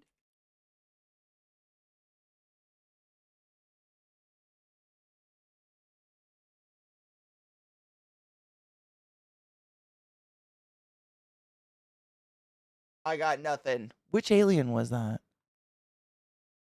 I loved Doctor Who. I got part of my mouth grafted to my front lower gums once. Oh, like not. I don't know why my brain went fucking like saw mode, and I was like, "Wait, you had your mouth sewn together? I'm an idiot." No, I mean, it's all the same. It's all just like mucous membrane in there. It should make sense. Excuse me. There was a guy who was burned like 70% of their body and their nose was burned off. The surgeons used the person's own forehead to grow a nose for them. I believe it. I've seen a lot of testicles burrowed into the butt cheeks and or thighs of certain people whose testicles may or may not have gotten destroyed in one or another accident. It's pretty fucking metal to see, to be honest. Like in the worst way possible, I just hope we keep that person in a medical coma until it's over because I can't imagine waking up that way.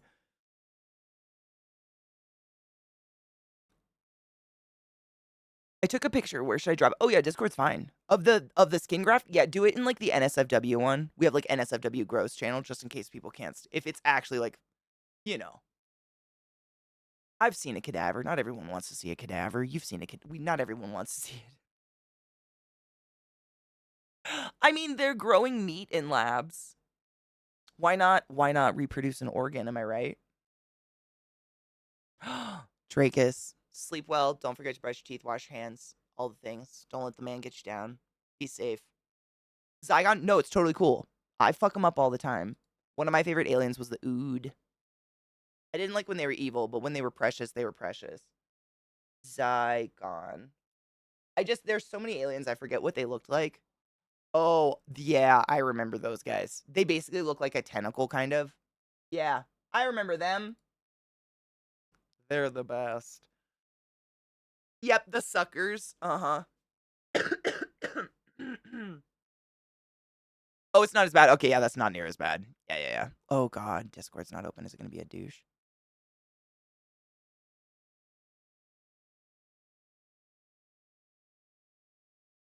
Discord haunts me. Just let me fix it the way that I want to. Such a dick. It's fine. I just have to do a thing and then a thing and then it's fine.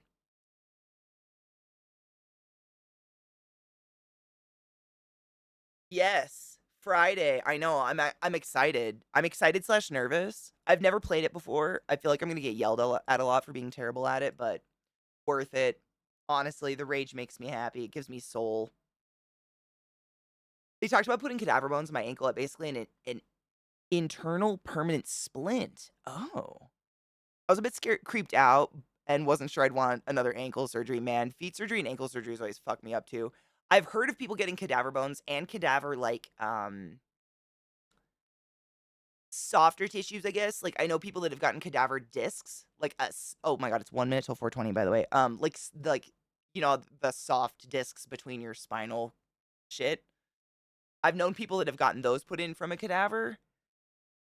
I don't like. Does your body reject shit like that? Yeah, retina implants as well is a really really common one. Yeah, I don't know. Like you probably, I imagine it's similar to an organ where you have to probably take one of those meds that makes it so your body doesn't reject it. Maybe it has to match up blood type or something like that. But there's a lot of cadaver parts they use these days. And like, I mean, especially after watching that fucked up documentary I watched the other day, the Bad Surgeon one, I am all about using like natural tissues over just implanting plastic in people. I still can't believe that happened. That shit was wild.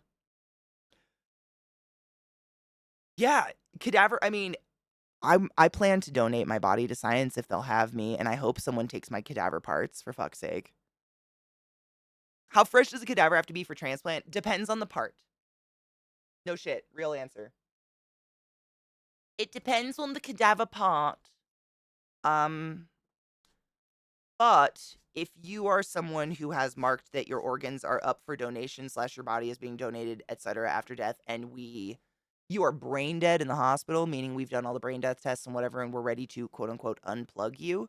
There's actually a very special team of human beings that are named something different at every hospital I've ever worked at. Cheers, happy 420. Whom special job it is to come and prepare your still alive body for harvest. And I was part of that team. It's pretty wild. But like major organs and shit, it's basically like now, you know? Like they line up who it's gonna go into before they pull it out of you and they keep your body alive until they have that person ready and they've literally like up and fucking out, you know?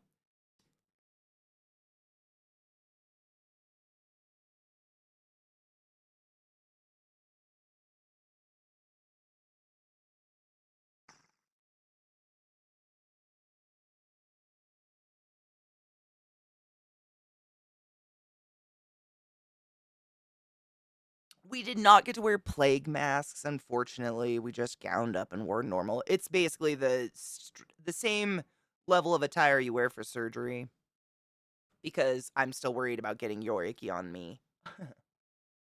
But yeah, that shit happens pretty quick for most things. But like, retinas and stuff go somewhere else. Like I've never been to. I was only ever involved in the team that takes like heart and lungs, like the big shit, big money shit. But yeah, it's actually pretty crazy. Like they actually, so if you are brain dead, you're most likely on a ventilator. And what they do is they come in and I'm your respiratory therapist and they're like, all right, this person has volunteered to donate their body, etc. And we've done all the brain tests, families confirmed. We've come to the point, etc. et al. Where we're gonna unplug. This team shows up and we actually put you on really unique ventilator settings that we would normally never ever put you on, where you breathe at a ridiculously low rate but at 100% oxygen because we're trying to hyper oxygenate all the organs that we're about to take out. So we have it gives us the most time to get from point A to point B if your organs are like hyper fucking oxygenated. But they pull them out of you while you're still going. It's pretty wild. It's wild to watch. You know, they just start clipping and snipping while everything's still pumping away and stuff. Because you're dead. You know, you're like not here. It's wild. It's a wild process, but I still want to donate my body because fuck's sake, I'm not here. I'm not using it. Least I can do is give it to someone who needs some parts. You know what I'm saying? Exactly. I don't need that shit. And that's the thing when you're brain dead. Like the things that we do to make sure you are actually brain dead are pretty fucking extensive. We don't take that shit lightly. And if I'm brain dead, please take my parts. I mean, fuck's sake. I can't fathom being stuck in that, like that locked in. I love this Arctic loop or the Dirty Loops one. It's one of my favorites. Farm animals, though, that's a lot.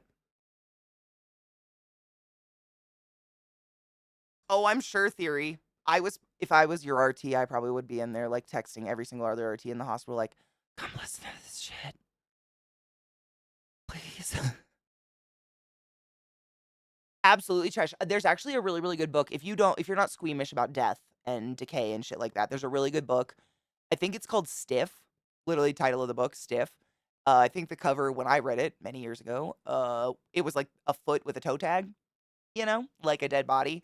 But every chapter goes over the various ways that your body can be donated to science. Like we just say we're donating our body, but like for instance, if you had a major disease process and they can't use any part of you, students will study you, but there are body farms where it's enormous chunks of property where people lay out corpses of varying decomposition levels and they study the bacteria that grow and flourish at what rate, what bacteria show up first. So for instance, if they find someone X amount of days after they've died, they can look at the pattern of bacterial growth in their tissues and date the day they died by how broken down they are via the bacteria. It's crazy. Excuse me, I'm so sorry. Like the science is fucking fascinating. It's seriously amazing. And the book is one of the most interesting I have ever read. Don't read it on an airplane. Just FYI. Yeah. Okay, so Chesh posted this. This is fucking funny. This has to be fake. Rehoming wild rats. These are indoor-outdoor rats in Portland. This is a Craigslist ad. Looking for a good home for rehoming wild rats. These are indoor-outdoor rats. The perfect home would be in close proximity to garbage dumpsters. They are very hard to catch, but once you catch them, they're very easy to release. They usually feed themselves outdoors, then return home at random days and times. Come over and help me catch them, and I'll box them up so you can take them home. They don't like being held, but too weak to do anything about it. They just squeak a lot, and they don't bite hard. Let me know.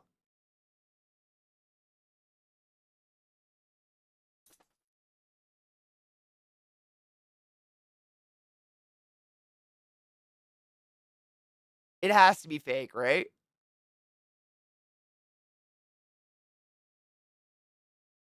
I mean, that's what. Are they looking for an exterminator? But I'm going to throw a link at you to listen to. It's very important. I don't want to make you feel like you're stuck. I'm thinking I'm going to take off about 30 minutes early today simply because I think my dog is sick. He smells like just absolute shit. I think he sharted on my carpet yesterday and he's had the shits all day and he's just like, he's doing the sweaty pant thing. But this right here, Glut, LS Tapario did a cover of Feel Good Inc. finally. And it's really, really fucking good. Like, really, really fucking good. Ooh, I love a rat sanctuary. I'll check it out. Yep, I know. It's really good. It's seriously really, really good. Listen to it when you can, when you actually get moments. We listened to it twice, actually. First, all the way through. I didn't pause it once. Oh my god, that wrinkly rat is so cute. First all the way through, and then the second time I got to pause all I wanted, and it's really good. Like he does it really good justice in that he doesn't like smother the song or anything. And if you watch all the way through, he shows you a special tattoo on his body. Look at this cute little rat though.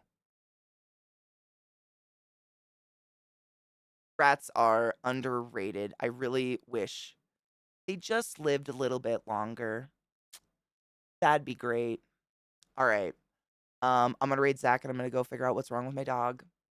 Pray for Trick. I don't know what he got into or what he ate, but he's just a shitty McShit today. And he's doing the equivalent of having a fever in that he just will not stop panting at me. So I'm gonna take him outside and see what's okay and maybe give him a bath. I don't know, children. But if y'all come up with a charity or something that you didn't think of earlier or whatever, feel free to DM it to me anywhere. My DMs are open. I have a pretty good list. I'll go through and I'll vet these ones tonight, and then I'll mention it again tomorrow. And if anybody's, we'll mention it until probably Saturday. That'll be probably my cutoff date, just because it has taken me up to a week to get a response from a charity before, and I just don't want to like push it. You know what I'm saying? So that's the plan. It's honestly like, I don't think anyone's sad about seeing adorable animals, at least not in this community. And if so, like, are you like, have you just been listening? I don't know. I know, me too. I feel like he's got shit on him or something. I don't know. Like maybe the runs went down his leg because he smells like a shit farm. My poor boy. I love him so much. But yeah, tomorrow, chit chats BioShock, and then I'll keep like casually mentioning the charity thing until Saturday, and then I'll cut it off, and that's when I'll we'll do like a poll or something like that. I'll do an across whatever poll. I'll do it everywhere. Same poll, but I'll post it like multiple places, go over like probably like a 48-hour poll or whatever, and see what people like the most, put in links and whatever. All that shit. But on that note, wash thine piss mittens. Enjoy fabulous music. Always pee after sex and self-loving. Make sure to take your joy. Squish that cat. I Squish that cat. okay.